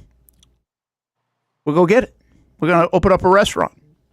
What do we sell? Tailgaters. We'd be competing against our partners. Yeah, I mean, we're out of this business. You're talking about creating like some sort of diner where you come to us, you pay us the meal, and then we tell you to get out and go eat in your car. Yeah. But it's a cool thing. Like there's going to be a vibe. Best of luck to you, Brent. No, it's going to be a vibe. Like you got to have... Maybe it's music or something like that. I don't want to eat in my car. I'd rather eat. I don't want to make a mess in my car. I like eating in my car. You don't strike me as the guy that's afraid to make a mess in your car. That's also true. No, hey, trust me, I'm not. I mean, you got food hanging off your beard half the time. Yeah, and that's fine. But I'm trying to. Hey, can't you fit a kitchen table in that Mozart Ford? Are we trying to make money, or are we worried about what I'm doing? I'm talking about the royal collective of society. I feel like would rather eat like the royal collective of society would rather eat at a picnic table outside in beautiful weather than eat in their car. I guess. I don't know, man. Make a poll and see what happens. I will. Yeah, that would get crushed. Yeah. I think we know how it's going to turn out. Brent, don't even have that face. What's the phrase? Even with your followers, Brent. I'm trying to think of phrasing the poll question. You have to include royal collective of society. Yes. You know what, Brent? You know what you should put? You'd be like, either you have to eat in your car, or you have to eat outside and listen to Beyonce. Because I know all your followers don't like Beyonce, as we found out during the whole Christmas Day thing. Oh, yeah. Why did they respond poorly to me when I asked if they liked it? They lost that poll? I think you missed that. You put the poll out once you have the results of it. I never followed up on it. I didn't even see it. Yeah. I didn't check that one. It was over the break. Back to the odds. All right, so here are the odds. Current odds. Liam Coen is the favorite to land the Jags job, plus 450. Plus, great. Yeah, by the way, we might want to throw some money down collectively as a show. Plus 450. Okay. Ben Johnson, plus 500. Ooh, right there, folks. Right there. Joe Brady, plus 550. Damn. Robert Saleh climbing the charts, plus 550. Okay, so nobody knows, huh? Brian Flores, plus 750. Ain't no way. Aaron Glenn, plus 800. That's a little surprising. Ain't no way. That one I feel like could be the sleeper, the dark horse. That could be. Plus 800. Woo! Mm-hmm. Let's go. Mm-hmm. $100 on it. Mm-hmm. $100 on it to win 800. Mm-hmm. We're going to go eat on the tailgate handsomely. Oh, wow. Kellen Moore, plus 1,000. Todd Monken, plus 1,400. I might have to sprinkle. Sprinkle. I might have to sprinkle. Cliff Kingsbury is plus 1,400. Absolutely not. Have we even requested him? We're being transparent. We're all good. We don't need to have, cell phone time. Like, trust me, you want to talk about reestablishing a culture and turning things around with grit? I feel like Kingsbury's the last guy you want to do that. I'll tell you what, though. I can't. If Kingsbury gets hired, I got the segment picked out for Martineau and Kingsbury fireside chatting. We are ready to go. Can you imagine Brent just hanging out with Kingsbury then? Like they're like best friends. Yeah. Actually, yeah, man. We're golfing together. We're sitting by the fire together, having a beer. I put my cell phone down for a few minutes. He helps me get better balance in my life. That's my word of the year in 2025. Oh, yeah. See that? Yep. I'm starting to get on the Kingsbury train here. The field, by the way, is plus 1,100. So there was nobody else other than that. Who are they missing that the Jags have? Patrick Graham, Spagnuolo. Not even on the list. Thanks for coming. Yeah. All right. So, and by the way, I kind of would agree with that. Like, I would take them off the board, too. Best money is Aaron Glenn. Best value, plus 800. I think so. But you're right. That's a good thing you just said. Nobody knows. See, the Jags are keeping this such a good secret. Yeah. And nobody knows that plus 450 is the lowest odds. Brent, do you have other teams? Do you have, like, the Cowboys? Do you have... They just sent this one to us because of I Jags. gotcha. Yeah, because I'm curious, like, with Ben Johnson, is there, like, a favorite where Ben Johnson would go? I would suggest that Chicago or Raiders are going to be high on their board with Ben Johnson from a money standpoint. I would suggest. All right, so here's a question I have to kind of wrap this up here in just a little bit. Coen is already out of the playoffs. It doesn't seem. Am I right in saying this, Austin? It doesn't seem like the momentum has slowed for the folks that want Coen, even though they lost. Yeah, I would agree with that. I don't think because it didn't really come down to play calling. It came down to more execution of Baker Mayfield. And say what you want, but that came down to that fumble. That wasn't Todd. It wasn't the OC's fault. Yeah, Ben Johnson, Brady, Saleh obviously isn't playing this week. So you got Johnson and Brady still playing. Flores. I don't really feel like Flores is a hot candidate in Jacksonville. I don't feel that way. That doesn't mean he's not. I just don't get the sense he is. Like, I think Saleh and Glenn on that side of the ball are light years ahead of Flores, in my opinion. Could be wrong. Doesn't it make you nervous with him and Trevor, what the relationship would be like? Yeah, I think there comes I think a little bit of that is on the radar for me, and I can't dismiss that. But I would also say this. Like, they didn't do anything that impressive. They came out of the gates and allowed Stafford to throw for like 120 yards in the first quarter the other day. But his defense has been good all year, so I'll give him that. Glenn is obviously this weekend. Kellen Moore is this weekend. Todd Monken is this weekend. So I'm going to take those 5 guys. Johnson, Brady, Glenn, Moore, Monken. It's great when on the screen when I'm like counting and you can't see my hands, but now you can. But anyway, that's 5 guys. Okay. Who has the most to lose? Ben Johnson. Because here's the way I look at it. If they look ugly and they lose and they get upset as the number 1 seed, despite being the number 1 offense and all the historic numbers they put up, you think he'll start to slide down a little bit and people will be unenamored, if you will. Is that a word? Unenamored with him. Yeah, I think that works. Yeah, because the way I look at it, like, first of all, Aaron Glenn is the most safe out of anybody because of what he has to work with. Like, nobody has any expectations at all for this Lions defense, but like somehow like they're kind of middle of the road. So even if like the Lions defense gives up 30 points, I don't think anyone's going to say, oh, well, there goes Aaron Glenn's opportunity. I think that there's so much hype around the Detroit Lions this year, especially on their offense, of what we're expecting from them to take the next step forward and go to a Super Bowl, where if they don't come out guns a-blazing, I think it comes down to Ben Johnson. So I think Ben Johnson has the most to lose. Man, that's interesting you say that. I was actually thinking, it's funny you said that because I was thinking Aaron Glenn still has a lot to lose, in my opinion. And the reason why I feel it is two-pronged. One, I think people want the offensive guy so badly. All right? So you're already up against it. Again, this is kind of a feel topic. So what does it sound like, feel like, all those things on Monday when we come in here? And you already, I think a lot of people are really fans of Aaron Glenn. Like, I think there's a lot of sentiment toward guys like Glenn in the way you were with Vrabel, and maybe others will be, as I see Jags Forever on Saleh or whatever, like, because of the culture and everything else and what they are, they're leader of men. Like, you really feel that with these defensive guys. I think you specifically do feel that with Aaron Glenn now that we're getting introduced to him a little bit more because it's a real possibility since he's interviewed. But that being said, when you put a 30-point effort up or something like that, and if you were to lose or give that up to a rookie quarterback, and I understand Jaden Daniels has been good, but you do that to a rookie quarterback, I don't think us in our fan world, in our psyche, factor in the fact that they're missing all these guys on defense. I know we know it, but we don't always factor it in. It's like when we kill Sam Darnold for the last few days, we forget to mention he was sacked 9 times. And that Cam Robinson gave up 12 pressures, right? Like, that's part of the story. So I understand what you're saying, but I actually think Glenn could slide off the Jags' radar a little bit, and from the fan standpoint, and Saleh would pass him by, potentially by doing nothing. I don't think Flores would pass him by, but defensively, I think Saleh could pass him by. Right now, I would say on the defensive list, Aaron Glenn's probably top on a lot of fans' charts. Yeah, and like at the end of the day, let's keep in mind what we're bringing these coaches here for. Like, yeah, you're bringing Aaron Glenn because, you want to turn around the defense, but the main reason why Aaron Glenn's getting an opportunity to get interviewed and maybe be a coach here is because he has to change the culture. We're not necessarily saying that about Ben Johnson.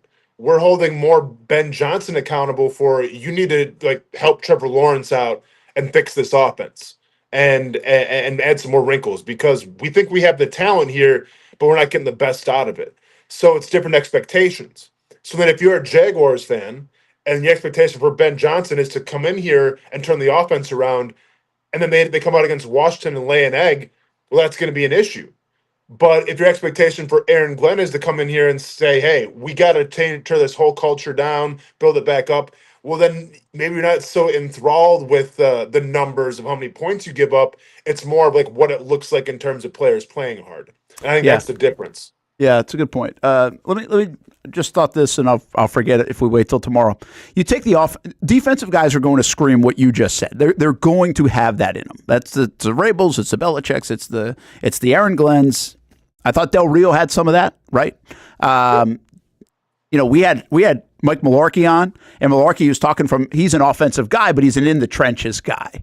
And he brings that kind of, we want to play this way. And it was fascinating. Again, part of that conversation that went viral, and he's a fan of Doug Pederson, but he's like, well, that guy's a backup quarterback. And your team kind of plays more like a backup quarterback, not Dan Campbell, a tight end in the trenches. And you wonder if there's something to be said for that. So Liam Coen, Ben Johnson, Joe Brady. I'm going to take the offensive guys, Kellen Moore, Todd Monken. I'll just take those 5 guys. Who do you think? You don't know these guys. Well, no, maybe a little bit, Monken. Who do you think will be the best culture builder? The best thing that you see in all those defensive guys? Who do you have, at least in your mind, perception, like, hey, this guy can do that too? Yeah. Out of them, you might not have it for any, but you got to pick one. Coen, Johnson, Brady, Moore, Monken. I would probably pick Johnson just because, he was a part of them turning it all around, right? Like, Brady got there, and, it was the Buffalo Bills. You're already expecting what you're getting. You talk about Tampa, and, it's a new quarterback and everything, but they're coming off a Super Bowl win with Tom Brady, so culture was kind of already put into place a little bit. In Philly, once again, I feel like it was kind of already there. Yeah. And then Monken obviously was already there with Monken as well in Baltimore. So I feel like Detroit was the one spot where you kind of had to sit back and watch it with your own eyes of change. Yeah. Not to say you have the capabilities of inspiring that change, but you saw what it looked like. You saw what it's going to take. Yeah, and keep in mind, Ben Johnson was there before Dan Campbell was there in Detroit. He's been there since 2019. Correct. I think I'm accurate in that. So, hey, yeah, interesting. Just, it's all feel, and we don't get to sit in the room, which would be awesome if we did. Hey, we're going to play the envelope game, and Mr. Hugo had a good idea in the chat. We're going to open it up to everybody else. On Friday, I'll send you an email to send it to. You don't have to send the envelope, but we'll create the envelope. And then we'll give away a prize for people how to write all that stuff. But we're going to have fun with that. That starts on Friday. And we'll have more rules and regulations. All right, Austen, see you in studio tomorrow. Drive safe. We'll see you tomorrow, man. You flying or driving? Oh, dude, driving, man. All right. Drive safe. Yeah, see you guys at the Scrap House tonight, too. We'll be on at 7 o'clock, and I'll be back in time, hopefully. So all right. There we go. We'll be watching. Sounds good. Burgers or breakfast, you can get it all at Whataburger. Try something new on the menu or an all-time favorite like the Whataburger Patty Melt. And now you can have breakfast here at Whataburger 12 hours a day, 11 p.m. until 11 a.m. Menu items like the bacon taquito, sausage taquito, honey butter chicken biscuit. Whether you work the late night shift, just want a snack early in the morning to get your day started, or a little pick-me-up late in the morning, 12 hours a day, breakfast served, 11 p.m. until 11 a.m. A dozen locations in Jacksonville. You can order pickup or delivery and download the Whataburger app. New rewards members get free Whataburger items when placing their first online order. Just download the app. And for us coffee drinkers, Whataburger has all new hot coffee and iced coffee too. Satisfy that coffee craving at Whataburger 24/7, and it comes in a variety of flavors. Burgers, breakfast, coffee, and so much more. Whataburger, just like you like it.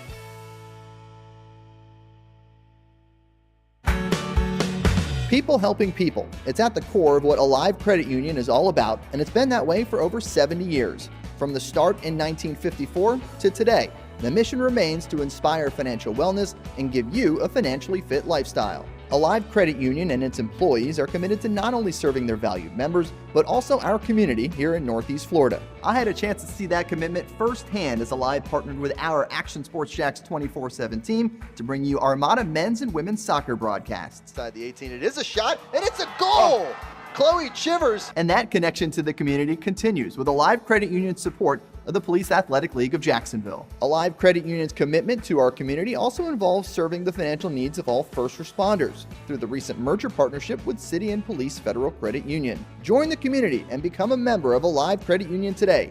Find out the many ways you can be inspired in financial wellness at alivecu.coop. I've been telling you about CGC Water Treatment and Plumbing for a long time now. Their drinking water systems remove up to 99% of contaminants. We've had a Connecticut water softener and drinking water system in our home for more than 7 years. You can see the difference whether you're washing clothes, the dishes, or what I like to do most, fill this up for some coffee every morning, and mostly all day. Remember, if you're not filtering your water, you are the filter. Don't be the filter. Right now, save $1,000 or more when you bundle a Connecticut Premier Softener with a Connecticut K5 drinking water system. The experts at CGC Water Treatment and Plumbing will test your water for free and determine your water score. Don't know your water score? CGC will find out and recommend the appropriate Connecticut water treatment solutions so you can improve it. Call 904-552-1242 or visit cgcwater.com. Ask about our 90-day love it or leave it guarantee. CGC Water Treatment and Plumbing, an authorized independent Connecticut dealer. Florida license number CFC 1432579. Baker Sports is local sports. Uniforms from Pop Warner and Little League to travel ball, high school, and college. They make you look good. They help you play good. Baker Sports has been helping families make memories that will last a lifetime with their Baker's Buckets. We've got a lot of these filled with baseballs and softballs in the garage. I've been throwing batting practice to Ty and Kaylee for years and also sit on the Baker's Bucket, catching Kaylee while she practices her pitching. Baker Sports is homegrown, and a lot of employees that used to play on local ball fields now work for Baker Sports, now helping you look good, play good, and make memories of your own. Visit bakersport.com to see what Baker Sports can do for you. Custom apparel, Nike, Under Armour, Adidas, embroidery, screen printing, and more. Baker Sports is local sports from Jacksonville to anywhere in the Southeast. Bakersport.com.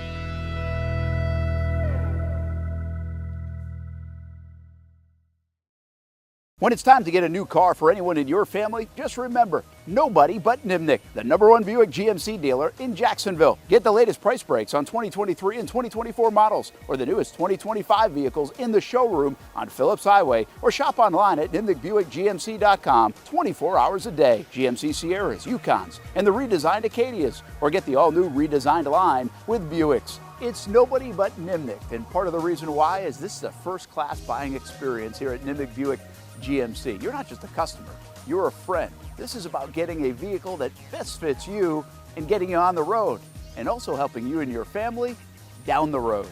Nimnick has a treating you right guarantee, courtesy, respect, fairness. And most Buicks, GMCs, and Jacksonville's only Car Bravo dealer, nobody but Nimnick. Who has put in the most years and stands behind a better experience? Nobody.